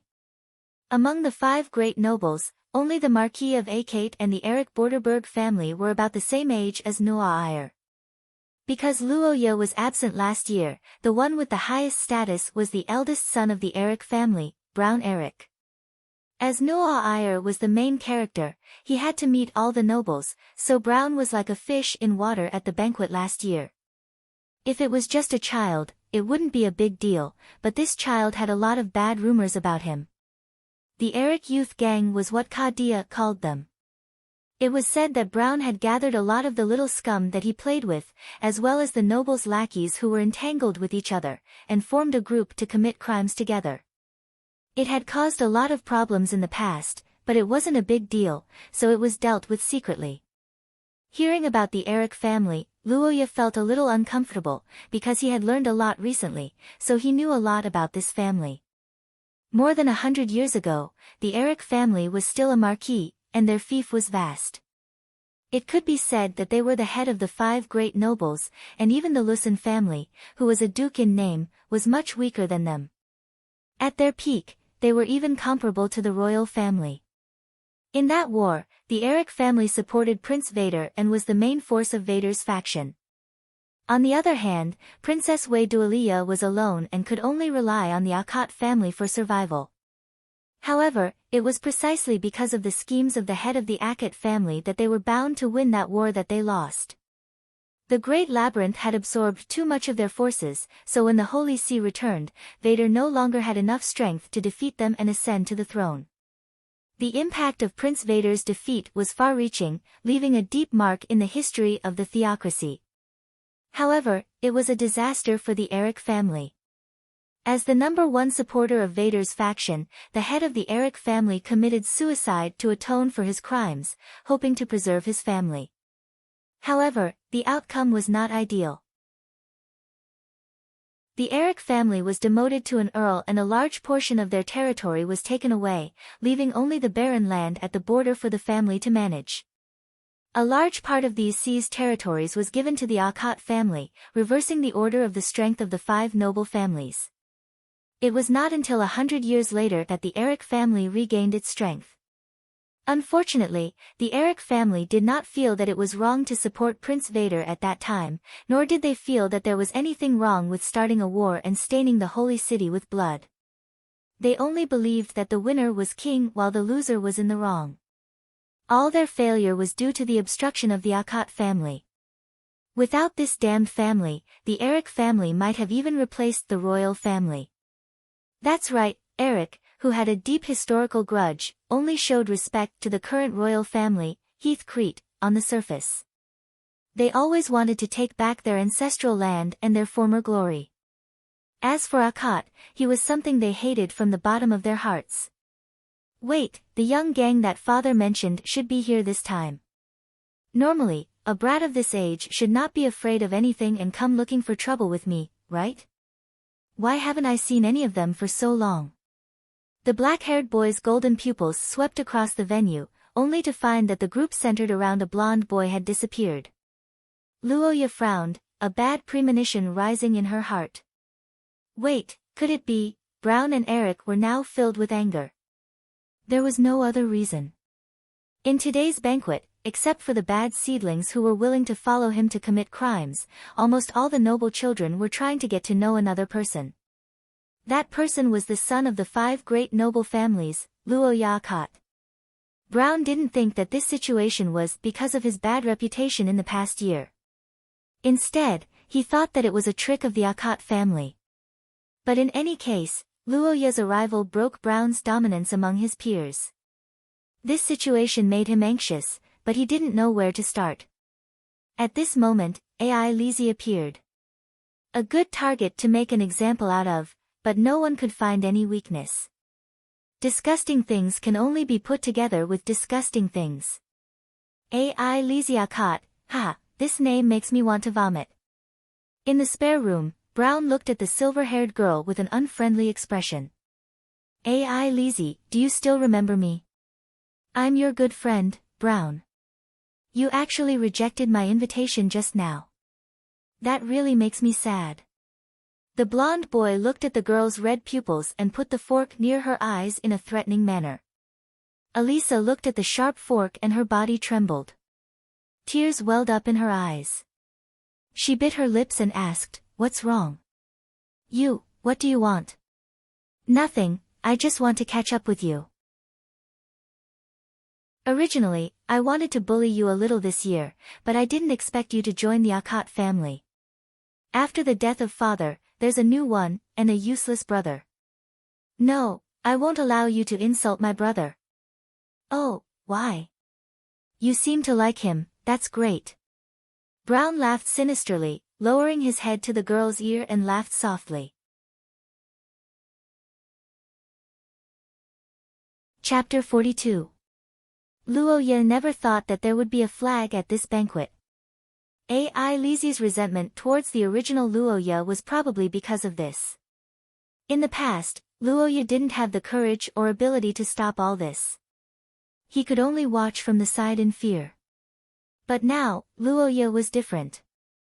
He couldn't describe his feelings with words. He only felt that his body was burning, his thoughts were burning, and the magic in his body was also burning. At the same time, he understood a problem. For a long time, he had been thinking, what was the point of working so hard to reach source level 6? For the future plot, this bit of strength didn't seem to be of any use. But today, standing behind Brown, he thought it through. The reason he had advanced to source level 6 was probably to pull out this flag and kill this dog in human skin with his own hands. Where did you come from?" Boom. Luo Ye, who suddenly appeared, didn't say a word. He didn't intend to listen to Brown's words. He reached out and held the back of the blonde youth's head with a smile. In the next second, he pressed him down and slammed him on the table in front of Brown. Boom. The concentrated explosion of the curse seemed to draw Luo Ye's blood at this moment, gathering all the energy in his body into this fierce smash. Brown's head fell with the wind, his face almost embedded into the table. But Luo Ye wasn't satisfied with this result. Boom. Boom. Boom. Boom. Kacha. In a row, Luo Ye grabbed Brown's head and slammed it on the solid wood table 4 times in a row in front of everyone in the room who hadn't reacted yet. It wasn't until the 5th time that Luo Ye's movements slightly stopped. Damn, he's still not dead.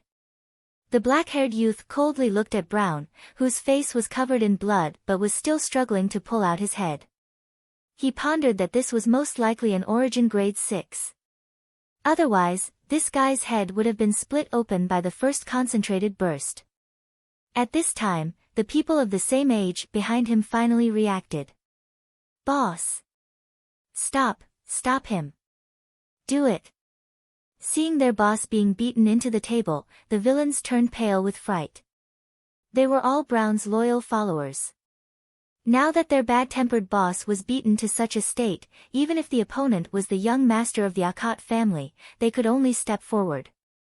11. Luo Ye looked around and quickly determined the number of enemies. The battle curse of balanced breathing began to circulate in his body. The stamina that was consumed by hitting Brown's head on began to quickly recover. Luo Ye's muscles squirmed and contracted.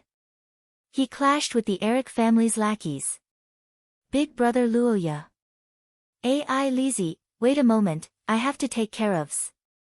After comforting Elisa, who saw Roja's face full of tears, the boy began to deal with his opponent. Even if Roja was promoted to the 6th level, it was still difficult for him to fight so many of them.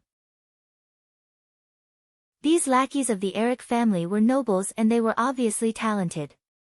There were 5 of them who were at the same level as him. How should he fight? He definitely couldn't win, but fighting wasn't just a physical battle. It was also a psychological battle.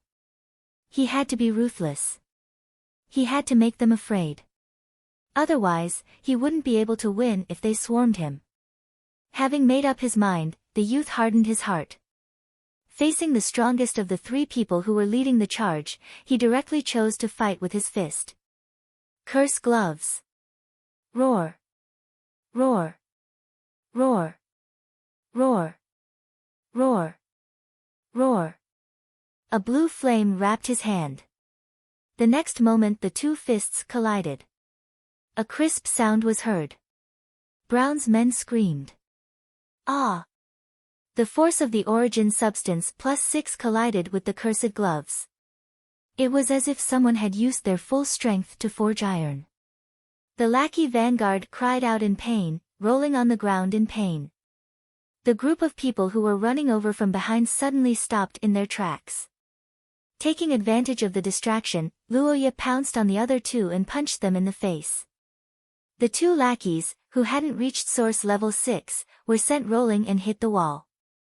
After winning the first battle, Luoya immediately took the initiative to pounce on the rest of the opponents. What followed was a chaotic battle. The source level 7 lackeys were useless in this battle. They were quickly cleared out of the battlefield with a punch. The remaining 4 source level 6 lackeys fought with Luoya. It had to be said that the source level 6 lackeys all had some skills. Among the 4, one of them was a tall fighter whose body was as hard as stone. Even Luoya's curse gloves couldn't break through his defense. Another one's hands were boiling hot. If he grabbed them, his skin would be burnt open. The remaining 2 were probably just promoted and didn't know any curses. Against this combination of high offense and high defense, Luoya's fighting style was basically exchanging injury for injury. He sacrificed one hand to clamp down on his opponent's fiery palms, while the curse gloves appeared on his other hand. He fiercely smashed his opponent's face. After knocking this troublesome guy unconscious, he used a Muay Thai move with his knee and elbow to break the stone man's leg. Chapter 43. Big Brother Luoya. Go to hell. Go to hell.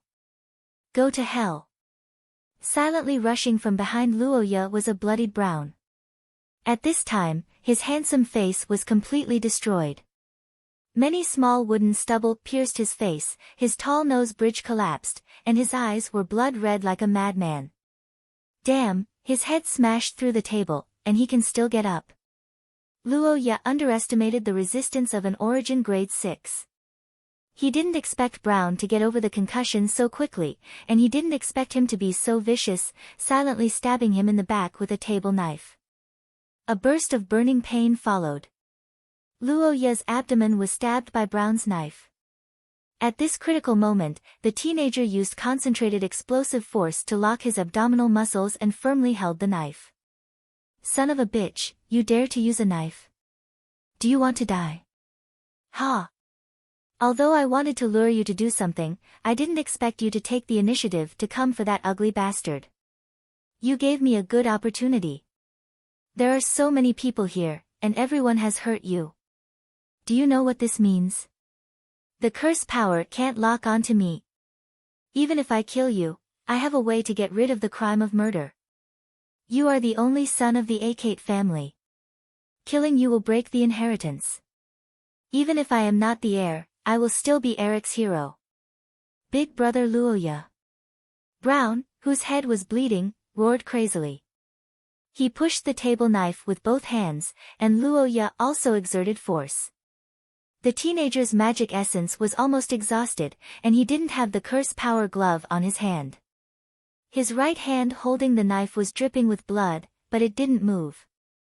The black-haired teenager's golden eyes and Brown's green eyes looked at each other. One was indifferent, the other was ruthless. The tug-of-war of life and death began. As time passed, Luoya's hand gradually began to tremble.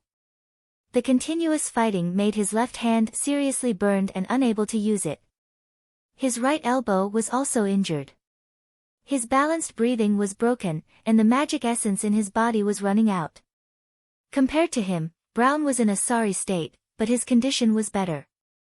"Ha, you have no strength. Aren't you very powerful? Why can't you hold the saber?" A vicious smile appeared on Brown's face. He clenched his teeth and exerted force again.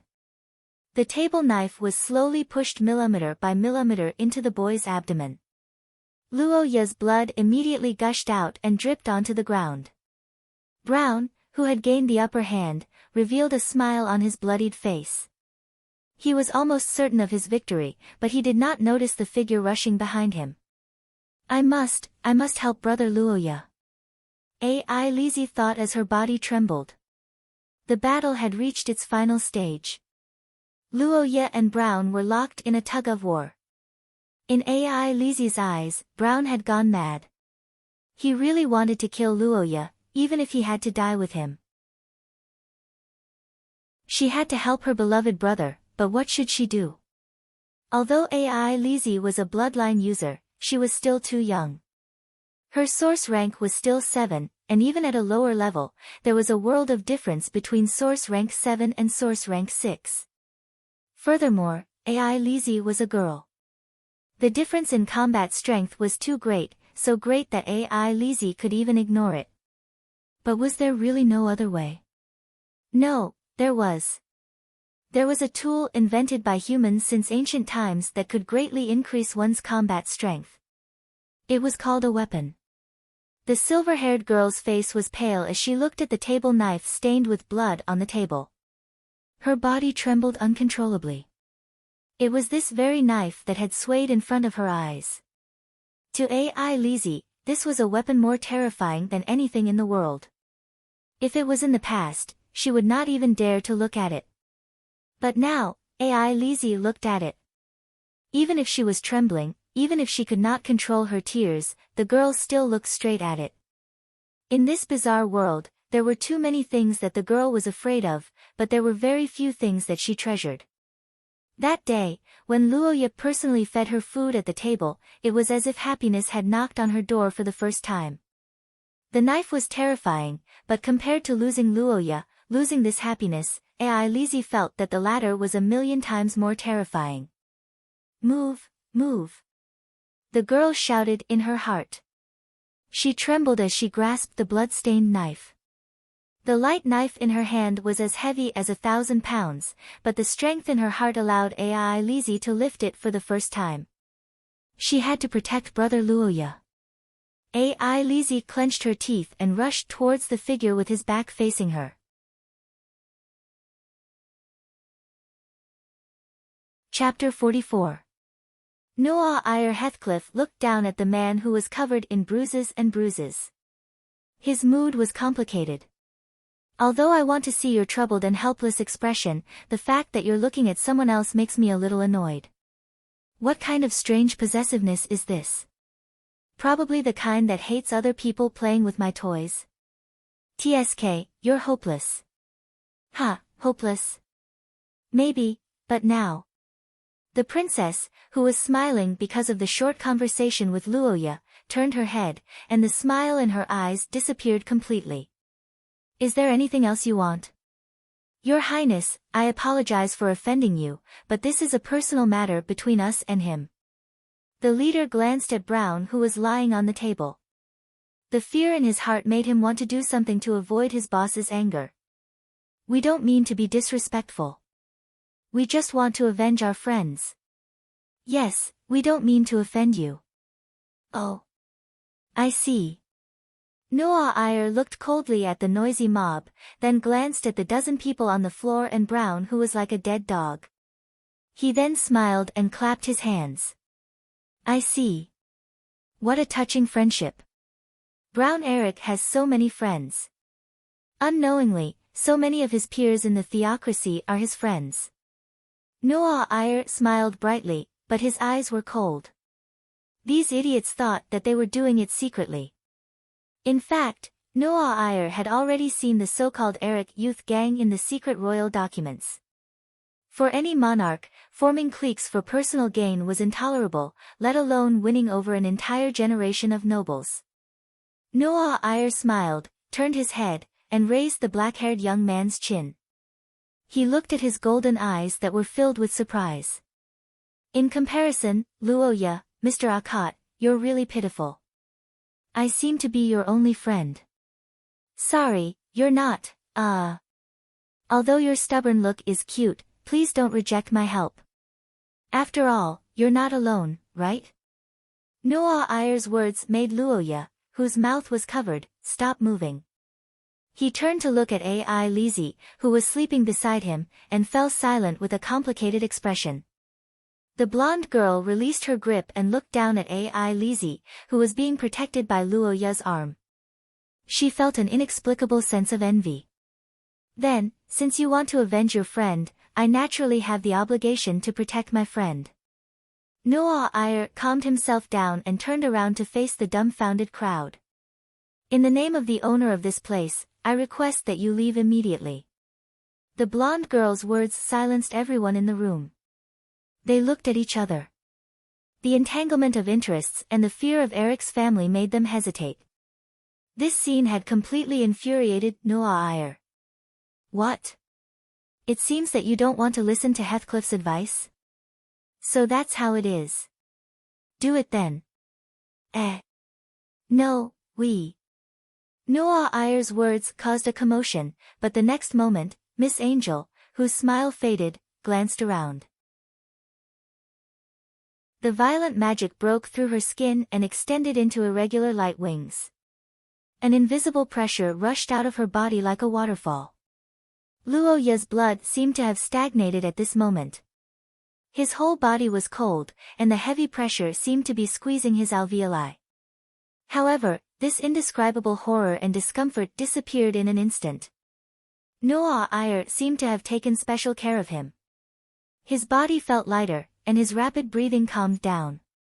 The young man looked at the back of the figure in front of him with eyes full of disbelief. Chapter 45. Kacha. The crisp sound echoed in the room for the umpteenth time, but this time it was different because it was the sound of a neck being broken. Ah! Shia above, what have you done? Screams and frightened nobles exploded in the room. The people who were glaring at Brown and the others were stunned. Prince Kai Yin's eyes were filled with disbelief, Kadia hurriedly covered Ai Lizi's eyes, Noah Iyer frowned, and Luoya looked at the man with the same blonde hair and green eyes as Brown, feeling a chill run down his spine. No one had expected that Earl Brian, who had walked out of the crowd, would not come to save his son. Instead, he had broken his son's neck with a single blow. This guy is so vicious. Roha looked at the front with an ugly face. This time, the normal process is to beat up the young one and then Kadia and Kane will attack the Eric family. Wouldn't that be a big blow to the Eric family's strength? This guy didn't follow the rules at all. Luoya looked at the blonde man and met Brian's eyes. The moment their eyes met, Luoya felt a chill run down his spine, as if he was looking at a poisonous snake. Brian, what are you doing? Kadia noticed that Brian was looking at Luoya and stepped forward to block his line of sight. She narrowed her eyes and asked in an unfriendly manner. The blonde man was silent for a moment, then he said indifferently, nothing. I'm just looking at the boy who stopped Brown's foolish act. Brian answered Kadia, then looked around and said loudly, everyone, I apologize to the Eric family. Ladies and gentlemen, I would like to express my sincere apologies on behalf of the Eric family. It was my failure in education that led to this tragedy. Now, I have made Brown pay the price for his atrocities. As for the harm that Miss Elisa has suffered, we will also find another day to compensate her. Please forgive us. Brian's words caused an eerie silence to fill the room. The nobles who had witnessed him personally killing his own son had looks of fear on their faces. The military, cairns, Kadia and the rest were speechless as they looked at the dead Brown. The blond man saw that no one raised any objections and looked at Noel, who was beside Cairns. "Your Highness, I am deeply sorry for causing such a scandal on your birthday. Please forgive me. Earl Brian, you're too kind. You handled it well." Noah Eyre praised Brian insincerely. Her words were full of sarcasm, but the man didn't care. "Well then, Your Highness Kai-een, my family is unfortunate. There are still many things that need to be dealt with. Please allow me to leave first." Brian bowed slightly, then grabbed Brown's body from the table and strode out. The surrounding nobles hurriedly made way for him. Only when his figure disappeared at the end of the corridor did the crowd breathe a sigh of relief. Luo Ye looked at Earl Eric's departure and suddenly felt that he had underestimated the nobles of this world. These nobles had experienced blood and fire for hundreds of years and had risen and fallen repeatedly. It wasn't that they didn't make mistakes, but they knew how to deal with them. Brown was an idiot. He was too childish. The moment he picked up the knife, he was already done for. However, Earl Eric was like a perfect product that had gone through all the noble education. Everything he did was for the benefit of his family. He didn't even have any personal feelings for his father. Brown and Brian left, but the matter of Brown's gang wasn't resolved yet. Only a few of the people who were knocked unconscious by Luo Ye had woken up. Prince Kai-een didn't care about these young criminals. He waved his hand and the staff took them away. They would be dealt with in the manor. After that, they would be registered and sent back to their parents. Because of this incident, they were blacklisted by the royal family. What awaited them was definitely not a good future.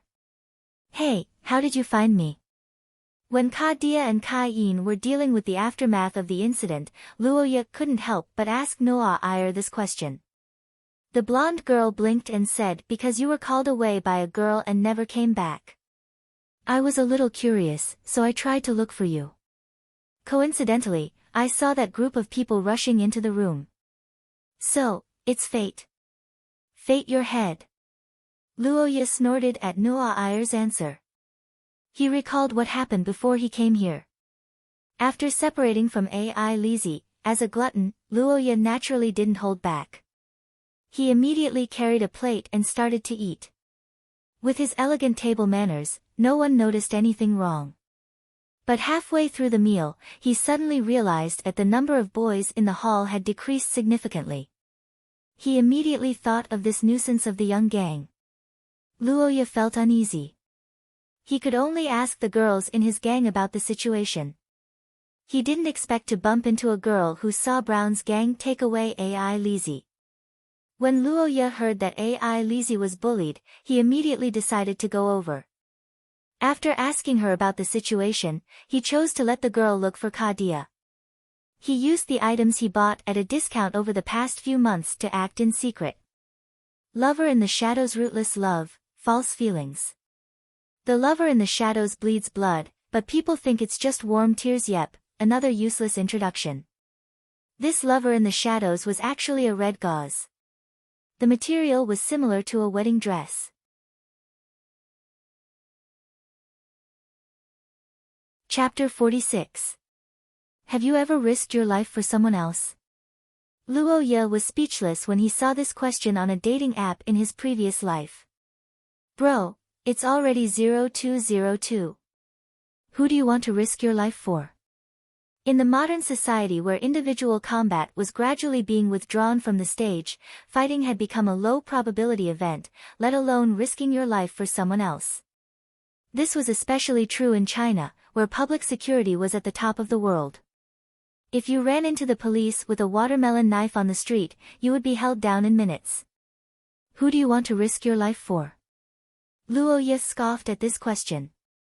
He also didn't believe that he would have such a day until the incident with Ai Lizzie. In the original work, this incident should have caused a decisive break in the relationship between Ai Lizzie and Luo Ye, but this time, because Luoya took the initiative to attack, everything was different. However, it had to be said that the price of risking your life was heavy. After beating down 12 people, Luoya's body was seriously injured. His left hand was scalded, his right palm was cut by a blade, his elbows and knees were dripping with blood, and several of his ribs were broken. Although the wound on his abdomen wasn't deep, it was indeed a stab wound. Other large and small abrasions were also innumerable. Of course, there was naturally a lot of blood, which was also the reason why Luoya fell into a coma. If it weren't for the existence of supernatural powers in this world, he would probably be bedridden for a long time. Ugh, it hurts. On the bed, the unconscious young man was pulled out of his sleep by the piercing pain on his body. Before he even opened his eyes, he was already screaming in pain. His body was also twisted, and in the end, he accidentally pulled on his wound and woke up completely. Luoya gritted his teeth and opened his eyes to look around. The design of the ceiling was quite good. It was a mural of the Virgin Mary that was popular more than 100 years ago. There were many decorations and works of art on the walls. The contrast between the red carpet and the brightly colored furniture made the room look magnificent. It was a room in the labyrinth. Luoya heaved a sigh of relief when he felt a sense of familiarity. Then, he immediately noticed the person beside the bed. It was a young girl with silver hair that draped over her shoulders. Her appearance was cold and arrogant, and she gave people a feeling that she was untouchable and unapproachable. At this moment, she was sitting on a chair in front of the bed with her head slightly lowered and dozing off.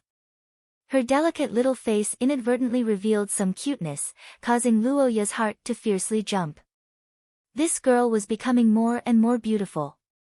The sleeping AI Lizzie was so cute that Luoya couldn't help but stare at her for a while. At the same time, he sighed in his heart. Speaking of which, the AI Lizzie would probably become more and more beautiful in the future. After all, the bloodline of the pale silver children pursued perfection, and the body was no exception.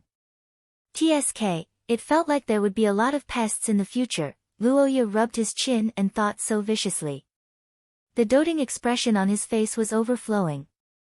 The incident with Brown made him fully aware of the troubles that AI Lizzie, as one of the female protagonists, could encounter. In the face of these troubles, he made a choice with practical actions. That was to smash the heads of all those who harbored malicious intentions, so that they could fully expose themselves and enjoy the judgment of justice and social death. Of course, there were exceptions if their necks were broken by their own fathers. That was a family matter, and Luoya wouldn't take the blame. Thinking of this, the young man's restless heart slightly sank. The face of the blonde man appeared in his mind. Brian Eric, that's a terrible man. As the saying went, even a vicious tiger wouldn't eat its cubs. Although Brown's behavior this time had angered the public, and as the heir, he was still a member of the Eric family. The privileges of the 5 noble families were not to be trifled with. Strictly speaking, even Heathcliff couldn't punish Brown directly. He had to go through the trial of the theocracy's court. During the trial, there were too many tricks that could be played. Although the Eric family was not as powerful as it was 200 years ago, it was still rising in recent decades. It was more than enough to save the life of a son who didn't kill anyone. However, in order to appease the public's anger and prevent people from investigating the Eric family, Brian actually made a prompt decision to kill his son. It was a little scary, and his attitude at that time, Brown was a typical lawless brat. The rapid expansion of the Eric family's power in the past 10 years should have caused his character to develop. However, he was too different from his father. Luoya always felt that Brian didn't seem to care about the heir as much as the other nobles. He might not even have tried to control him. To be honest, this person made Luoya feel very strange. He didn't want to have such a ruthless enemy. However, seeing how Brian stared at him, he probably couldn't avoid this enemy. But so what? In Luoya's heart, AI Lizzie was now a treasure given to him by God. Anyone who touched AI Lizzie would die, no exception. Luoya, who was cursing, felt a little guilty. Thinking about it from the perspective of the family, he felt that it was actually not bad. Due to the friendship during the Twin War, the Akot family and the Heathcliff family had always been on good terms. Among the 5 noble families, the Akot family was close to the royal family.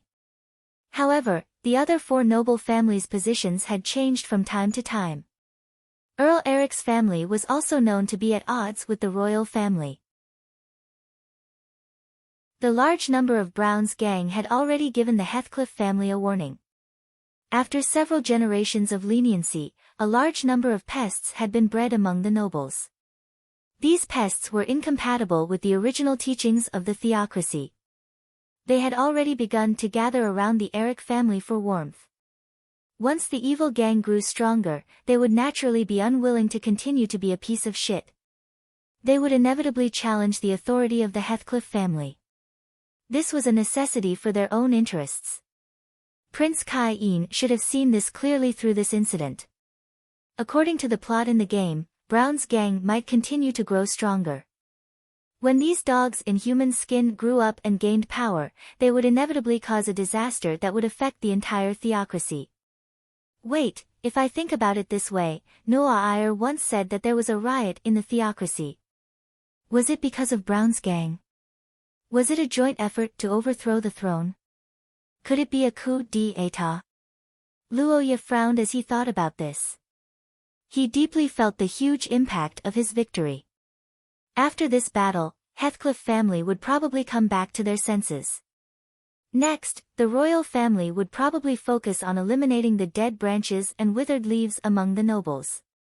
Of course, they would also attack the organizer, Eric. However, with Brown's death, the progress would be slowed down.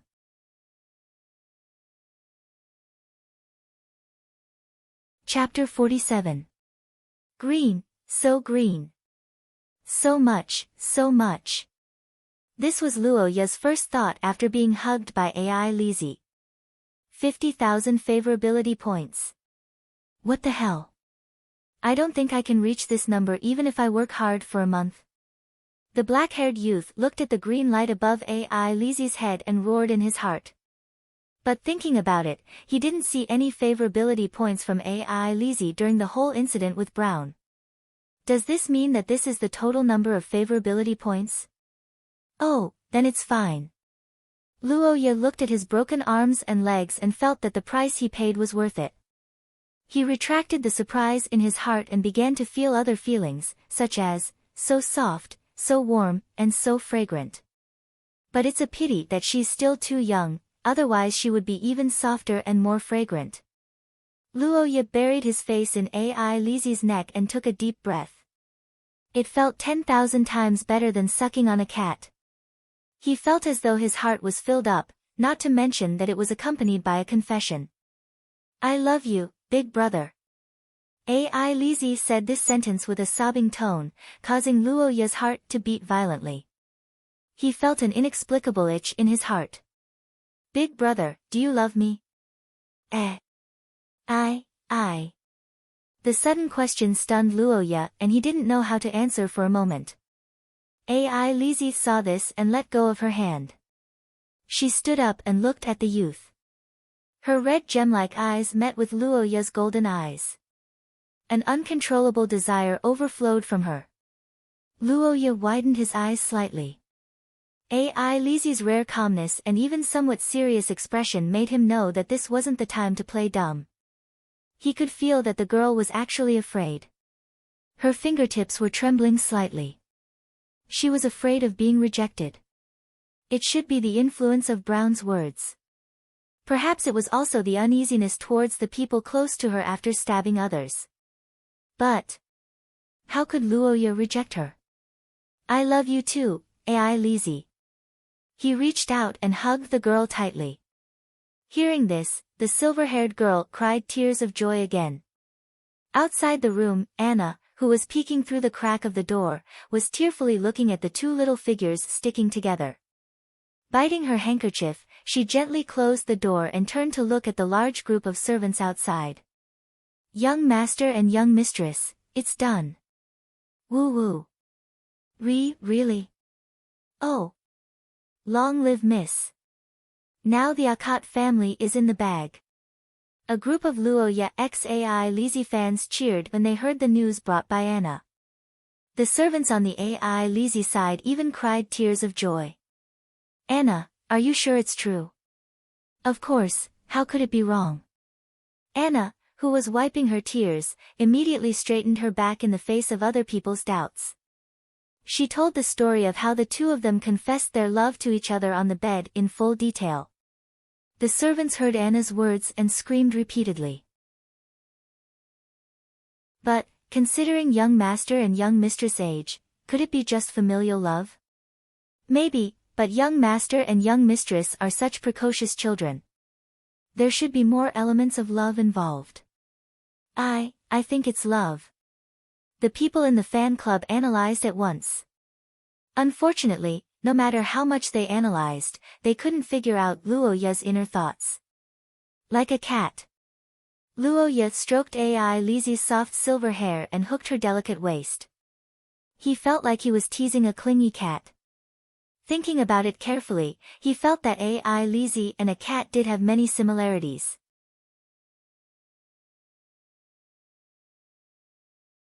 Chapter 48. Late at night, Brian Eric was walking in the corridor of Eric's mansion in St. Dew. His footsteps echoed in the silent building. The moonlight shone through the window on his body, making the man who already gave off a cold feeling even more chilling. Walking to the end of the corridor, he took out the key and opened the door. Brian's journey had finally come to an end. It was a mercury mirror that was as tall as a person. Its shape was a bit like a gate. It seemed to be quite old. In fact, its owner did use it this way. Brian stood in front of the mirror and looked at himself with a calm but somewhat gloomy expression. He reached out his hand and lightly tapped on the mirror. Lebbet, open the door. Following his call, the surface of the mirror fluctuated. An eye suddenly appeared in the center of the mirror. It turned to look at Brian in front of the mirror and then disappeared. The next moment, the fluctuation of the spell on the mirror began to increase greatly. Then, it suddenly opened from the inside like a gate. Inside the gate, a hunchbacked old man holding a key was bowing to him. Welcome back, Vice President. After faintly nodding his head, Brian stepped into the mirror. The surrounding scenery changed and turned into a dark castle.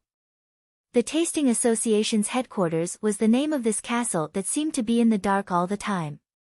It was also the cradle of a group of lunatics who were immersed in art. Collector. Has Mr. President arrived? Yes, but you're late. We just finished an auction. My human face drum was sold at a high price. It almost became the finale this time. The hunchbacked old man followed Brian's footsteps and smiled humbly. He seemed to hope that his words could attract the attention of this unfathomable vice president. However, his actions were just actions. In fact, he didn't have any expectations in his heart. But what he didn't expect was that Brian really seemed to have something to tell him today. My bloodline, 10 years old, is missing some blood. If I give it to you, how much can you do? 10 years old? Boy. Yes. Let me think about it. If the body is not damaged, with my skills, I can at least let you live for another 20 years. The hunchbacked old man smiled and reached out his dirty hand that seemed to be stained with blood. Brian looked at him expressionlessly for a while and nodded. Okay, I'll give it to you later. The reward will satisfy you. You just wait and see. I won't let you down. However, you only have 6 bloodlines left in your family, right? I suggest that you raise the others, otherwise, it would be a waste. Are you done? I'm going to see the president. I'm done. Please. Brian's words made the old man stop nagging. He nodded and bowed with a flattering smile, watching the man walk into the depths of the darkness. After placing the order, Brian felt a little better. The past few days had been troublesome for him. Due to the failure of his plan, Heathcliff and the Ackett family had joined forces to put pressure on him. They had begun to attack the power of the Eric family both openly and secretly in various fields.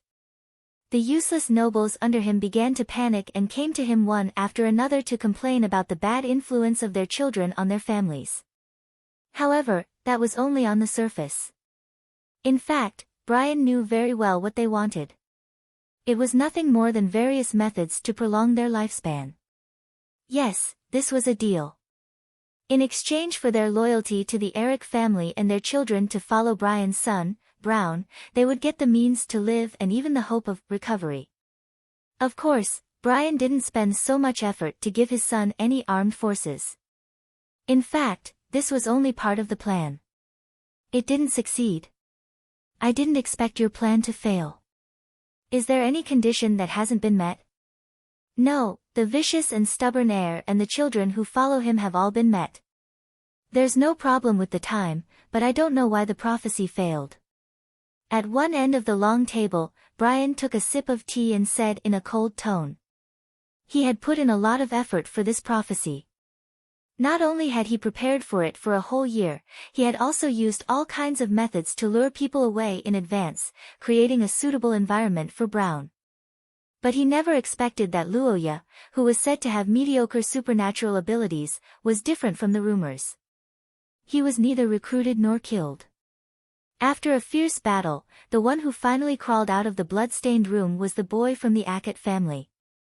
The blond man was expressionless and annoyed. At the other end of the long table, the figure in the dark chuckled.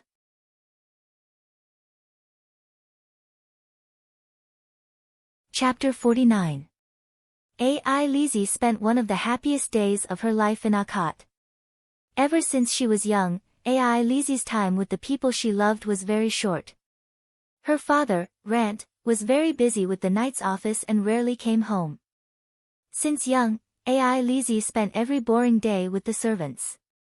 After her father left her, she was adopted by Marquis Akkot, who was under her father's protection.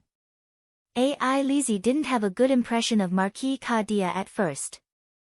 After all, no matter how reasonable she was, it was difficult for A.I. Lizzie to get close to Kadia, who was one of the reasons for her father's death. That was why A.I. Lizzie was very polite when she saw Kadia. Polite, but distant. That was the limit of what A.I. Lizzie could do. It was the same when she saw him. A.I. Lizzie recalled the first time she saw Luoya. At that time, she had already heard of Luoya's various misdeeds. When they first met, she was actually afraid. She was afraid that he would be like the people who bullied her before and become her new nightmare. But this time, the girl was completely wrong. Luoya's doting towards her was far beyond A.I. Lizzie's imagination. A.I. Lizzie had never had siblings, but from what she knew, even siblings of the same mother wouldn't be able to do this, let alone an adopted child like her.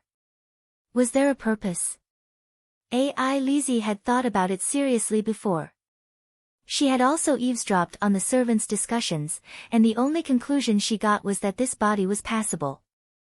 Was it? Was it a body? If that was the case, then it didn't matter. A.I. Lizzie, who yearned for affection, thought so. For Luoya, who had been the best to her in her life, entrusting her body to him didn't seem like a big deal. It was more like a reasonable reward. A.I. Lizzie didn't know much about the matters between men and women due to her age, but she knew that Akkot's family was withering. What she needed to do in the future was probably to give birth to Luoya's children. Somehow, he felt that it was not bad. If she could stay by his side forever, if she could be happy forever, A.I. Lizzie felt that it was completely acceptable. After tasting happiness and love, she could no longer bear the pain and loneliness of the past. Therefore, she made up her mind and lived happily with Luoya every day. She felt that this kind of happiness would continue forever. However, the nightmare suddenly arrived. Brown, who had once bullied her, reappeared in front of her and brought her back to hell. At this time, Luoya appeared again. He reached out his hand and broke the thorns around A.I. Lizzie, pulling her out of the darkness. On the night that Luoya was unconscious, AI Lizzie stubbornly stayed by her bedside. That night, she thought a lot and changed a lot. Something fiery started to grow in her heart and started to burn uncontrollably. It burned her body, burned her thoughts, and almost set her on fire. This was probably what adults meant by love. This was what the girl thought that night. If AI Lizzie's feelings for Luoya before were equivalent to accepting an exchange, then AI Lizzie now wanted to give. This was the inevitable manifestation of true love. Body, heart, feelings, everything AI Lizzie wanted to give to the person she loved the most. This kind of impulse was hard to control, so she couldn't help but confess. She also received the response she imagined. That moment was the happiest moment in AI Lizzie's life. Originally, AI Lizzie should have been satisfied with this, but during her conversation with Luoya, some things made AI Lizzie seriously think about it. That was the follow-up problem and the future of Akat's family. Luoya forbade AI Lizzie from blaming herself, but it was also a fact that the Akat family was at odds with Count Eric's family because of her. In addition, Luoya had already replaced her as the new target of the Eric family. AI Lizzie had heard from Kadia that Luoya's extraordinary abilities were likely to be very limited. In the future, it was very likely that he wouldn't even be able to obtain an origin substance. Originally, he should have kept a low profile and continued to spread his family, but because of AI Lizzie, he had resolutely become the archenemy of the Eric family. He had walked into the whirlpool of power struggles and put himself in danger. Luoya wanted AI Lizzie to stop blaming herself, but how could the girl do that under these circumstances? If it was the AI Lizzie of the past, she probably would have treated Luoya optimistically and secretly cried when no one was around. However, the current AI Lizzie wanted to make a different choice because she had also changed because of this incident. She had gained an epiphany when she had held that blade. AI Lizzie's cowardice had been washed away in that moment. She had used her own hands to protect the people important to her and obtained the future she wanted. She had also understood one thing. Happiness had to be grasped by oneself. In the past, she had waited numbly and fortunately received the happiness that Luoya had given her. Now, however, she wanted to control her own destiny and personally grasp the happiness that belonged to the two of them. And this wasn't impossible. Luoya's situation wasn't unprecedented. There were quite a few extraordinary families like Akats that had experienced a lapse in their generation. There were many ways to deal with this situation.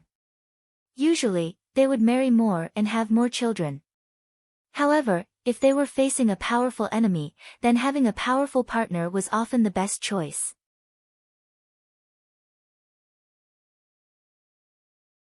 Chapter 50. It's time to change something.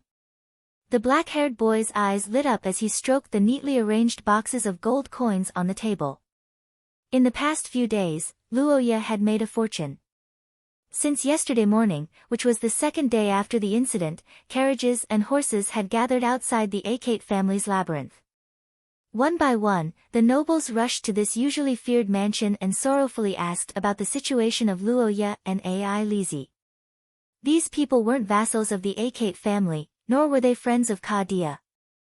They all had a common identity, which was that they were the parents of the members of Brown's gang. The incident of Brown's gang had now become a big deal. Although the leader, Brown, had been killed by Earl Brian, they were still discussing how to deal with the group of youths who followed Brown. Not every family was as cold-blooded as the Eric family.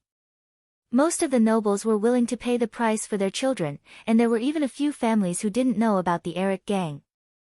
Now that the incident had been exposed, these nobles were shocked, but they were also trying to find a way to make up for it. After all, the Akate family's young master didn't beat them up for nothing.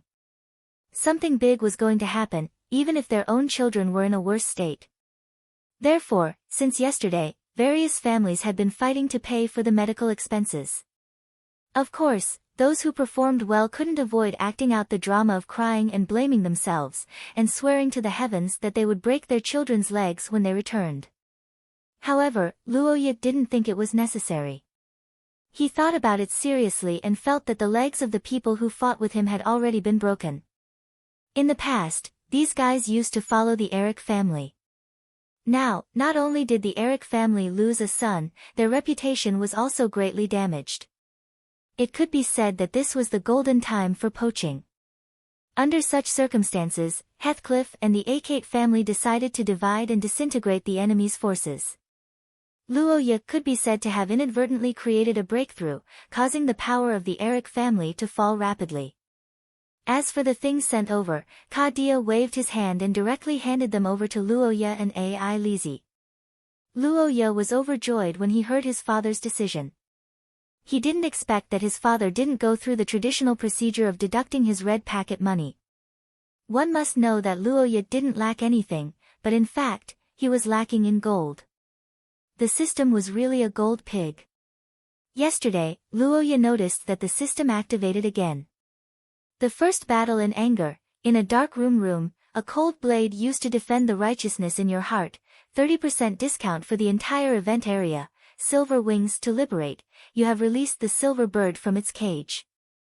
It will spread its wings and fly. Nothing can stop it. 40% discount for the entire event area, stackable. Originally, Roha was very disdainful when he saw the 30% discount, but when he saw the 40% discount, his whole body was filled with excitement. 40%, it's to give it. Even the monthly discount was 50%. Damn it, I'll buy it. Luo Ye clicked on the so-called special event area and received another surprise. There were actually a lot of things this time. There were only 2 items per month, but this time, there were actually 10 items. Unfortunately, because it was a special event, the duration was a little short, only a week. Even so, Luo Ye was very happy because he happened to have money. The nobles were very generous in order to get their families out of this mess. The small ones ranged from a few hundred to a few thousand gold coins. In total, Luo Ye received more than 10,000 gold coins. However, this wasn't the end. One of Luo Ye's old friends came to see him again. It was President Alvin, who made a meritorious contribution to the acquisition of the Requiem lamp. It had been a few months since Alvin was promoted to the president of the Holy Capital headquarters in St. Meister. He had just finished his work when he heard that something big happened at the princess' birthday banquet. Through Serofia's news network, he quickly learned the details of the matter. He hurriedly came to see Luo Ye with all kinds of healing medicines, tonics, and gold coins. Luo Ye was not only a benefactor to him, but he was also an important partner in the future. If something bad happened to him, he wouldn't be able to get anything good from the Acate family. As for what he did, what would the Eric family think? It was none of his business. Anyway, he was a Rosetta, and Serofia was his master. Even if the Eric family didn't like him, there was nothing they could do. Luo Ye personally got up to meet this middle-aged businessman who had a good relationship with him. The two of them felt very close to each other. The conversation improved their friendship, and at the same time, Luo Ye inquired a lot of information. The Eric family? Well, young Master Luo Ye, you also know that there are some things that can't be disclosed in Serofia's rules. Is there anything you can disclose? Tell me, anything about Earl Eric's family. Well, Earl Eric's family? Let me think.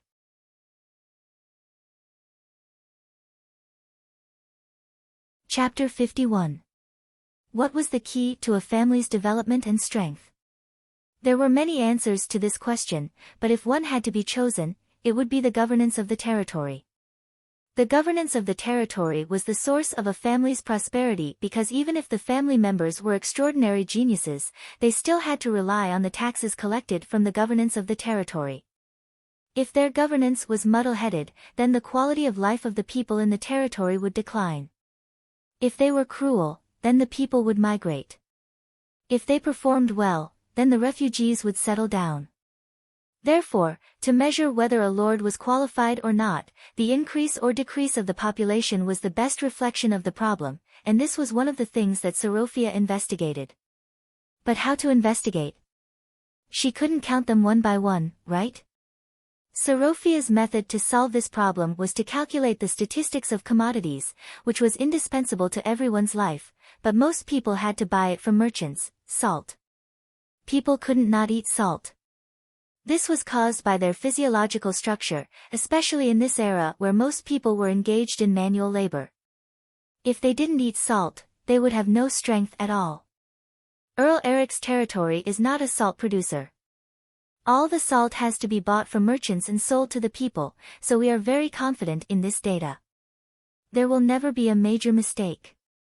According to our analysis, the total amount of salt purchased by the Earl's territory has been slowly increasing over the past few decades. It is basically the same as an area without war. From this data, although the governance of the Earl's territory is good, it is still average. Normally, under such circumstances, Earl Eric's family should be ordinary, but the reality is that Earl Eric's family has risen strongly in the past few decades and once again became one of the top 5 families. They have a great influence on the nobles of the entire theocracy, even surpassing the Akkad family, which is completely opposite to your prediction. Yes, that's why I said it's strange. Arvin showed a puzzled expression, and Luoya was also a little silent. The rise of a family doesn't need to talk about other things, but it needs more money. Earl Eric's territory hasn't improved for many years, so where did the money come from? Although the head of the Eric family is an extraordinary, I haven't heard of any secret methods to make money. It's better to say that they are all very low-key, but their forces are indeed constantly expanding. In summary, young Master Luoya, I think, you should be more careful. The black-haired boy nodded with a solemn expression after listening to his reminder, which was rare for him to be serious. Thank you for your kindness, President Alvin. I will be careful. Apart from these, can you think of anything else? Well, I've only read the internal report. How about this? I'll go back and look through Eric's family records. Maybe I can find something new. Great, I'll pay the right price. There's no need. As long as you have something that you can't keep at home, you can come and sell it to me. I'll be so happy that I'll wake up from my sleep. Luoya smiled bitterly when he heard the middle-aged merchant's words. He thought to himself that if there was really no other way, he could sell some exquisite items from the favorability exchange area to him. After chatting for a while, Alvin left. After that, Luoya went to Kadia to find out more about the Eric family. He didn't expect Kadia to give him an internal Eric family research report, which refreshed Luoya's understanding of his family. In the past, the Akkad family had lived in a mansion filled with servants, so he couldn't feel it. However, in reality, the Akkad family's military prowess was quite good. Not only did they have their own regular army, but they also had a militia of over 3,000 people. Furthermore, they also had a specialized spy agency. Their combat prowess was one of the best among the 5 great nobles. That's right, each of the 5 noble families was like a small independent kingdom, and their system was a standard model of the Middle Ages. Heathcliff had the absolute advantage of faith in the human world and had the greatest strength, so it was the common master of everyone. The daily life of the theocracy was actually the nobles arguing in front of the royal family. Eric used to be the second overlord under the king. Unfortunately, he stood on the wrong side during the war more than 100 years ago. When it came to the war between the aristocrats, there was an unwritten rule, and that was that the whole family could not be wiped out. The aristocrats were elegant, and so were the wars. If they couldn't win, they could surrender and pay a ransom. If they won, they had to leave the other side alive. Unless there were very special circumstances, they couldn't kill the other side. This was like a covenant that all the aristocrats signed at birth. The purpose was to preserve each other's heritage to the greatest extent. Anyone who broke the rule would be boycotted by all the aristocrats, because no family could last forever. Just like the War of the Twins more than 100 years ago, Eric still had 10,000 soldiers under his command. Furthermore, they had chosen the wrong side to follow Prince Vader, and had not directly raised the flag of rebellion. Therefore, The royal family at that time had pushed them to the border, and that was pretty much the limit. Another important rule written in the code was that the aristocrats couldn't command beyond their rank. As the common master, the royal family could command the 5 aristocrats and their own aristocrats. This was reasonable and legal. However, if it was a viscount under Eric, that was absolutely not allowed. Doing so was trampling on the dignity of the lord and would be boycotted by all the aristocrats.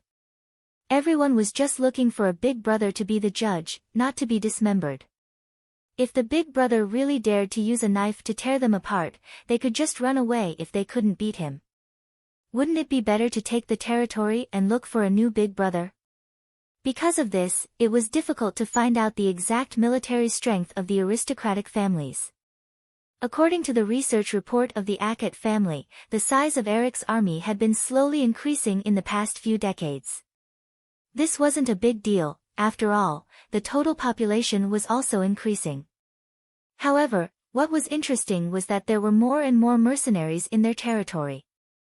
Although Eric territory was located at the intersection of 3 countries, and there was a circle of small countries nearby, it was a good place for mercenaries to make money. However, who among these people were real mercenaries and who were just pretending to be mercenaries, this was still up for discussion. Regarding this point, the Ackett family's report could only estimate the number of mercenaries, and there was no way to verify it. Luo Ye understood this, and after reading the report, he became completely vigilant. When Luo Ye looked at the system's promotion again, his mentality was completely different. The strange situation of the Eric family's inexplicable rise gave him a bad feeling. His current goal had changed from high combat strength to a means of survival. Leveling up could be done in the future, but people couldn't live in the future. Luo Ye was very clear about his goal. Everything he had done so far was for survival.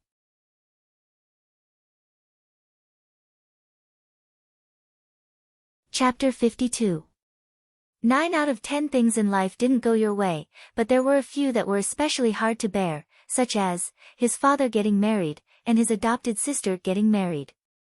Mr. Luo Ye was only 10 years old, but he had experienced the vicissitudes of life. He had seen the beautiful world of socialism and experienced the extravagant lifestyle of the feudal nobility. On the outside, he looked like a cute little boy, but on the inside, he had the mentality of a 40-year-old father. So when Ai Lizzie said that she was starting to cultivate as a bride, Luo Ye was dumbfounded. He had even forgotten that Ai Lizzie still needed to get married. The world Luo Ye lived in wasn't like the modern world. Due to diseases, wars, and other factors, the human world's population hadn't reached saturation, or rather, it was in a state where there was a huge shortfall. Under such circumstances, countries naturally encouraged more children, and the theocracy, as the ideological tower of the human world, had even written the idea of having more children in their teachings.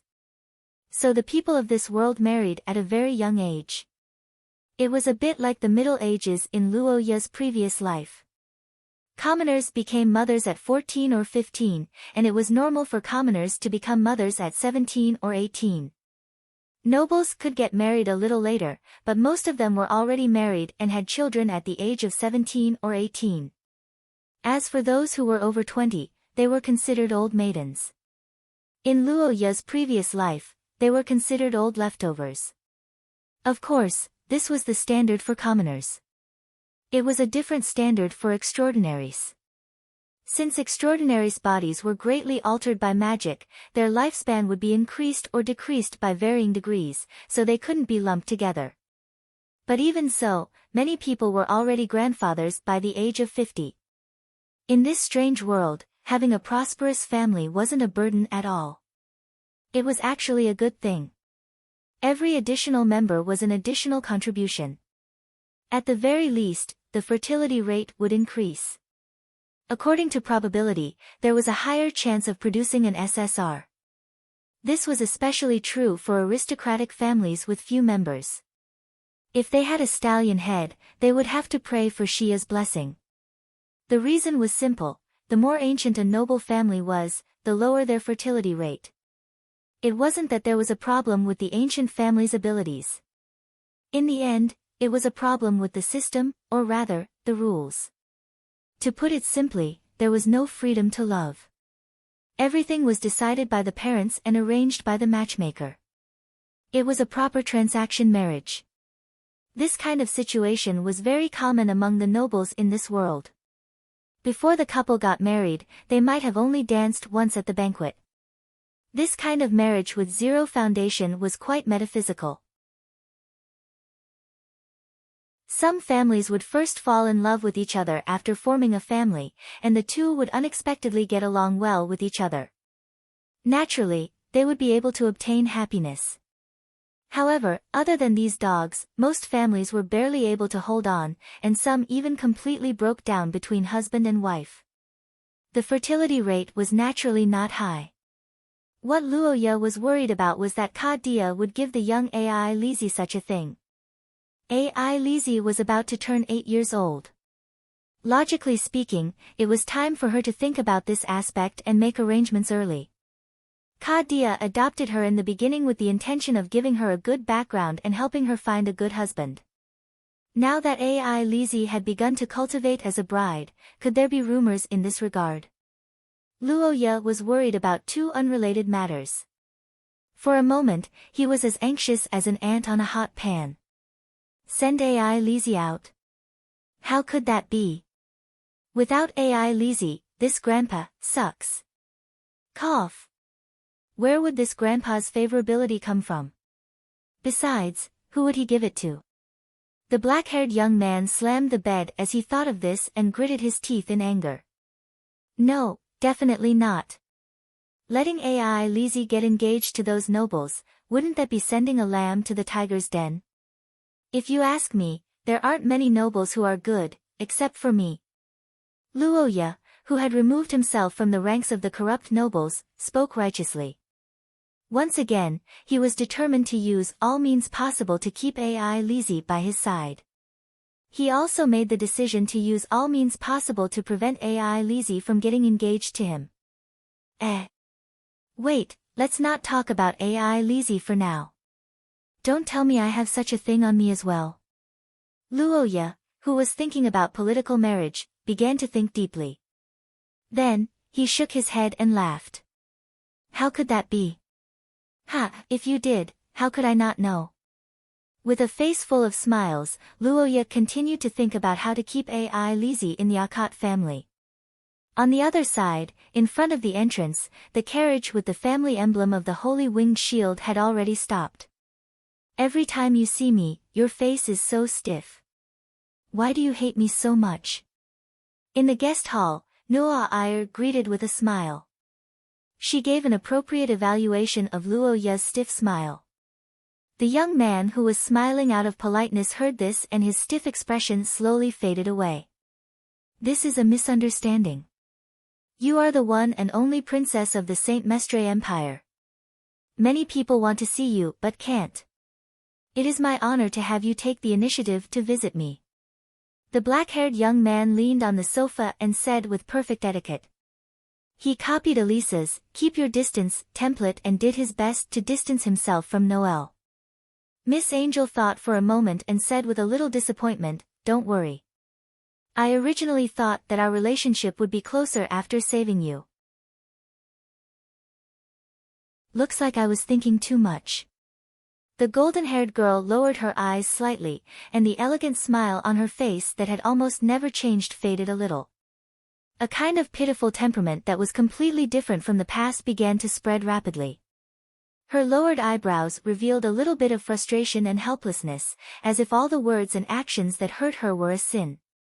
I'm convinced. Can you not be like this? Luoya looked at Noa Iyer with a headache. Now that he thought about it, Miss Angel did save him. If she didn't stop the Brown gang for 2 minutes, Luoya might have broken a few bones. In the current situation, to put it in a more elegant way, Luoya was a person with a mature mind. Naturally, he couldn't continue to be ungrateful.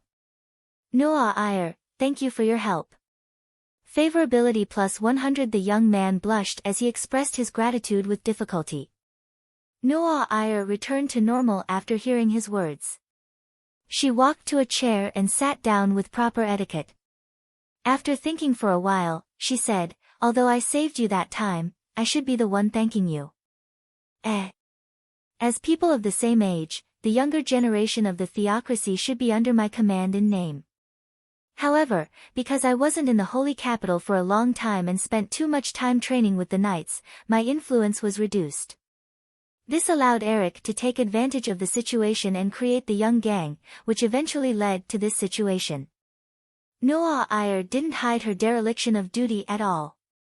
Her magnanimous attitude made Luoya feel ashamed. As the saying goes, if a gentleman treats a gentleman with sincerity, a gentleman can only repay with his own body. Although Luoya didn't feel that he was Noah Iyer's subordinate, he couldn't help but change his mind. I should close the distance between me and her a little more.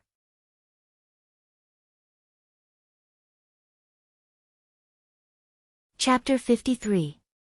Luoya felt that as a man, it was inappropriate for a girl like Noah Iyer to shoulder all the responsibility. What Noah Iyer said before was what he should have done. Originally, Noah Iyer, Brown, and Luoya were divided into 3 families. However, due to various reasons, the 2 families neglected each other. In addition, the Eric family had ulterior motives, which led to this young men's party. After thinking about this problem, he couldn't help but start to comfort Noah Iyer. "Actually, I am also responsible for this matter. If I didn't get sick last year, things wouldn't have turned out like this. This isn't your negligence alone, so you don't have to blame yourself." Luoya's words didn't get the response he expected. The boy waited for 2 seconds and looked at the girl with a puzzled expression.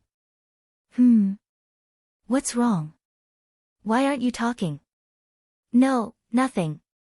I'm just a little surprised that you would comfort me. I'm just telling the truth." Noah Iyer's blue eyes looked deeply at the boy and started to feel puzzled. Luoya's behavior always had a strange contradiction. Through various signs, he didn't hate Noah Iyer and even thought highly of her.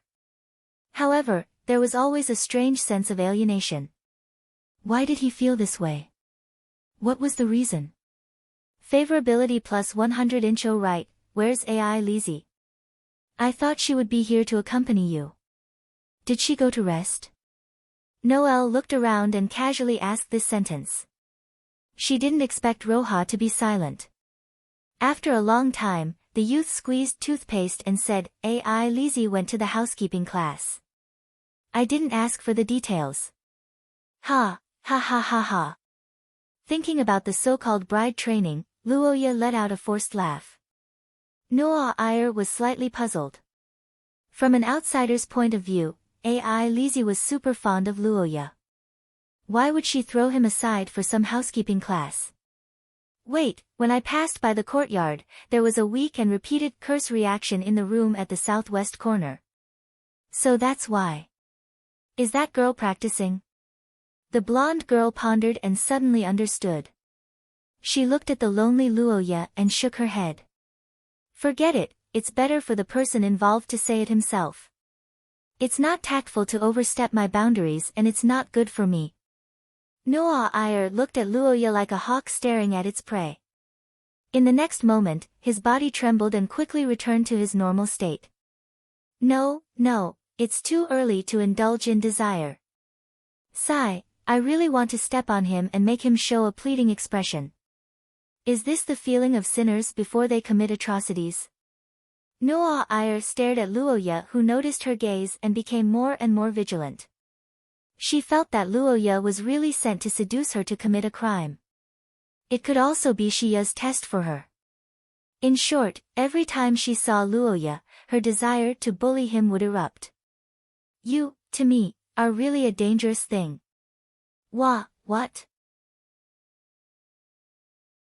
Luoya panicked when he realized that Noah Iyer was staring at him with a red face and her gaze was becoming more and more strange. He was still recuperating and Noah Iyer was an entire source level higher than him. If this sadist suddenly acted up, he would be at her mercy. Miss Noah Iyer, control yourself. Haven't you always been like this?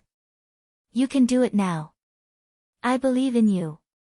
It's obviously because of you that I became like this. How dare you say that? How the hell did I seduce you?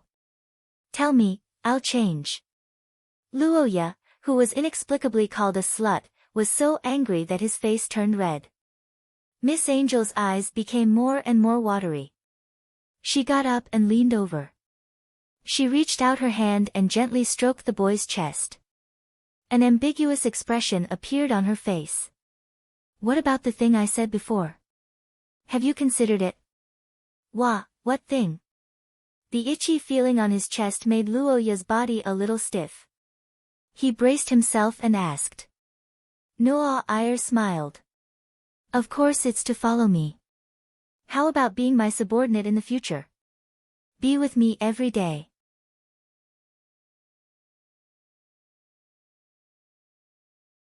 Chapter 54. What's wrong with falling into oblivion? Who knows, you might even find happiness. Noah Iyer tried to persuade the young man. Luoya shook his head. That might be the case, but there are many kinds of happiness. I want happiness that I can grasp with my own hands. Although it's easy to obtain happiness from charity, it's also easy to lose. Hee, you know that I'm not that kind of person. Sometimes, the situation makes it hard for one to act independently. What you said makes sense. Looks like my persuasion failed again. You've really hurt my confidence. Noah Iyer straightened up and sighed. She looked like a child who was upset because she didn't get a new toy, but then she smiled. However, although you rejected me, the reason is not bad for a man. Thank you. Speaking of which, did you come all the way here just to tell me this? No, actually, I'm here to give you something. Consider it a personal gift from the royal family to you. There's a reward for fighting at your birthday party. Are you angels? Wait, it seems like it's true, Luoya complained in his heart. Noah Iyer turned around and took out a gift box. Do you want to open it? Or do you want to open it yourself? It's okay. You can open it. Luoya looked curiously at the long wooden box in Noah Iyer's hand. The box was completely black. It should be made of a very strong black ironwood. This kind of material was usually not used as a gift box because it was too heavy. Black ironwood was as hard as steel, but it was heavier. Noah Iyer might be able to hold it easily, but if it was a normal person, they would have to lift it with both hands. What is it? Luoya looked at the angel with anticipation. She smiled and gently pulled out a ribbon to open the heavy wooden box. The moment the box was opened, Luoya seemed to see a sword flash shooting out. It made his eyes hurt. The black-haired young man couldn't sit still any longer. He got up and went closer to take a closer look. The black ironwood box looked inconspicuous on the outside, but the inside was unexpectedly gorgeous. The inside of the box actually depicted a painting. In the center of the box, there was a holy and solemn angel standing with his eyes closed, surrounded by a group of armed people. The outermost circle was darkness. It should be a narrative painting, but Luoya couldn't remember the specific story. But that wasn't important. What was important was the cold light wrapped in the white silk in the box. This is a short sword. Wait, could this be? That's right, the saint's dagger, 12 wings. The smiling Noah Iyer calmly said the name of the black dagger, which stunned Luoya again. She unconsciously sat up straight. The saint's dagger, 12 wings. This weapon was really too famous. Luoya couldn't be blamed for being ignorant. If he were to use something from his previous life as an analogy, this weapon would be similar to the spear of Longinus. Although the main god of the goddess of primordial was Shia, the real decision-maker was actually the angel. It was said that in the Lost Era, when humans didn't have the ability to record, they could only rely on word of mouth to tell the later generations about the important events they had experienced. In the poem, the long poem of Ida, that had been passed down for thousands of years, there was a passage like this. The people who found the lake found the dead moon. Darkness and decay chased after them, so they were restless, confused, and crazy. They fought and devoured each other until light and flame came from the sky and hit the feet of the praying people. The 12 wings fell to the ground and turned black. The saints held it high and shouted, and the blood claws on all sides retreated. Well, it smelled like a dark fairy tale. It might seem strange in the eyes of modern people, but this was actually the oldest way humans recorded information. There were many different opinions about what the poem was about, but many people believed that the 12 wings were some kind of weapon. After the advancement of human civilization, many people began to explore according to the poem, hoping to find clues from these vague records. The most famous of them was the ancient Austin Empire. Thousands of years ago, the vast ancient Austin Empire was said to have obtained these 12 feather-like weapons. Later, they were given to the nobles. After the Turin Rebellion, humans migrated to the west, and the empire was destroyed. Most of these 12 legendary weapons were lost in the long river of history. Legend said that 5 of them were preserved in the theocracy of Saint Maester. They were given to the first 5 noble masters who had made great contributions to the establishment of the theocracy.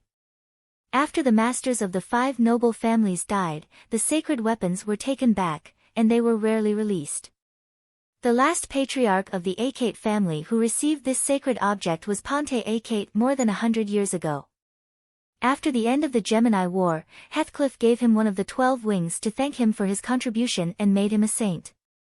Since then, this object had never left the headquarters of the theocracy for more than 100 years. This? For me.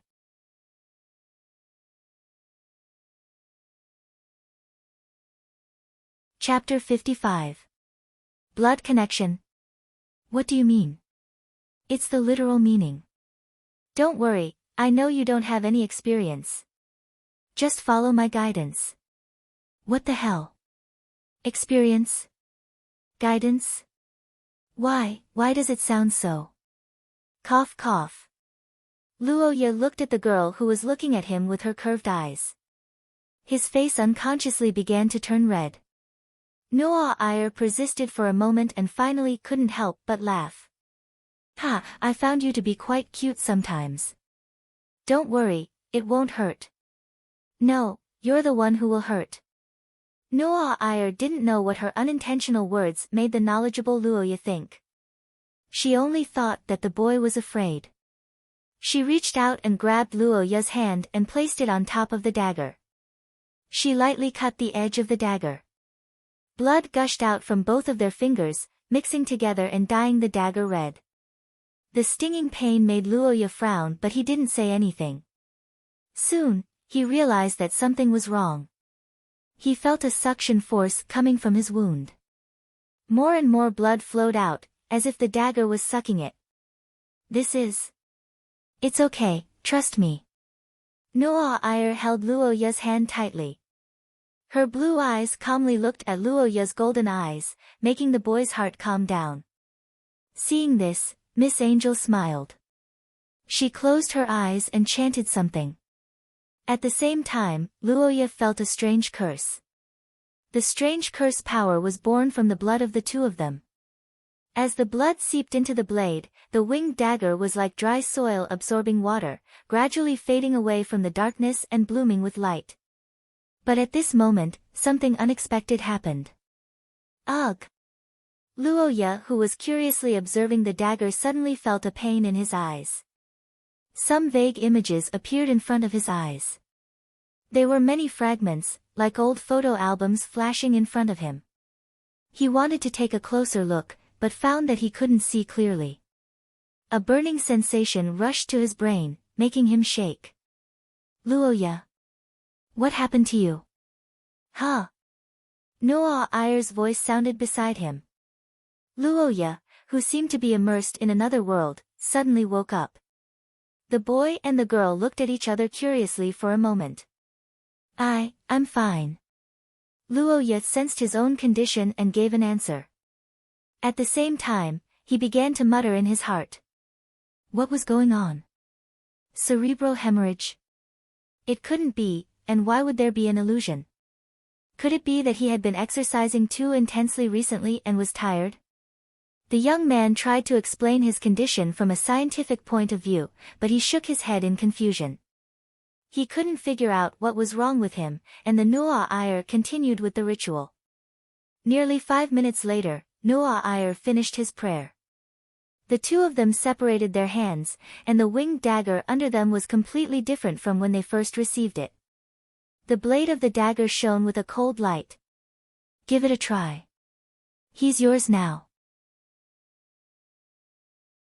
What did we just do? It's something like an opening ceremony. If you want to use the 12 wings, you must have the blood of an angel and an exclusive incantation. Our blood mixed together to make it recognize you. Nu'a Iyer said as he handed the box to the young man. Luoya took the box and took out the half-meter-long snow-white dagger. The weight was very suitable. He waved it and asked, "This treasure must have a special function." "What is it?" "That depends on you." "What do you mean?" The ceremony of the winged dagger is not only to recognize its owner, but also to let it nurture extraordinary power from our blood. That is a gift from the angel, a gift that belongs only to you. No one else can use it. Usually, it will be completed within a month. Exclusive equipment? Personal binding?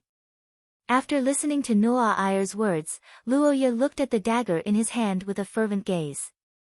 He was excited as if he was waiting for a prize. Miss Angel also took out a dagger, but compared to Luoya's snow-white dagger, it had a faint golden glow. The decoration was quite gorgeous. "By the way, thank you for your gift. Although its usefulness is limited, I still like its appearance." You're tuning in to the Blissful Bookshelf YouTube channel. We're so grateful for your support, and don't forget to subscribe to join us on this incredible journey through captivating stories. Your generosity through donations truly makes a world of difference, as it's the primary source of revenue that allows me to expand and enhance this channel for you. Thank you from the bottom of my heart for being a part of this adventure.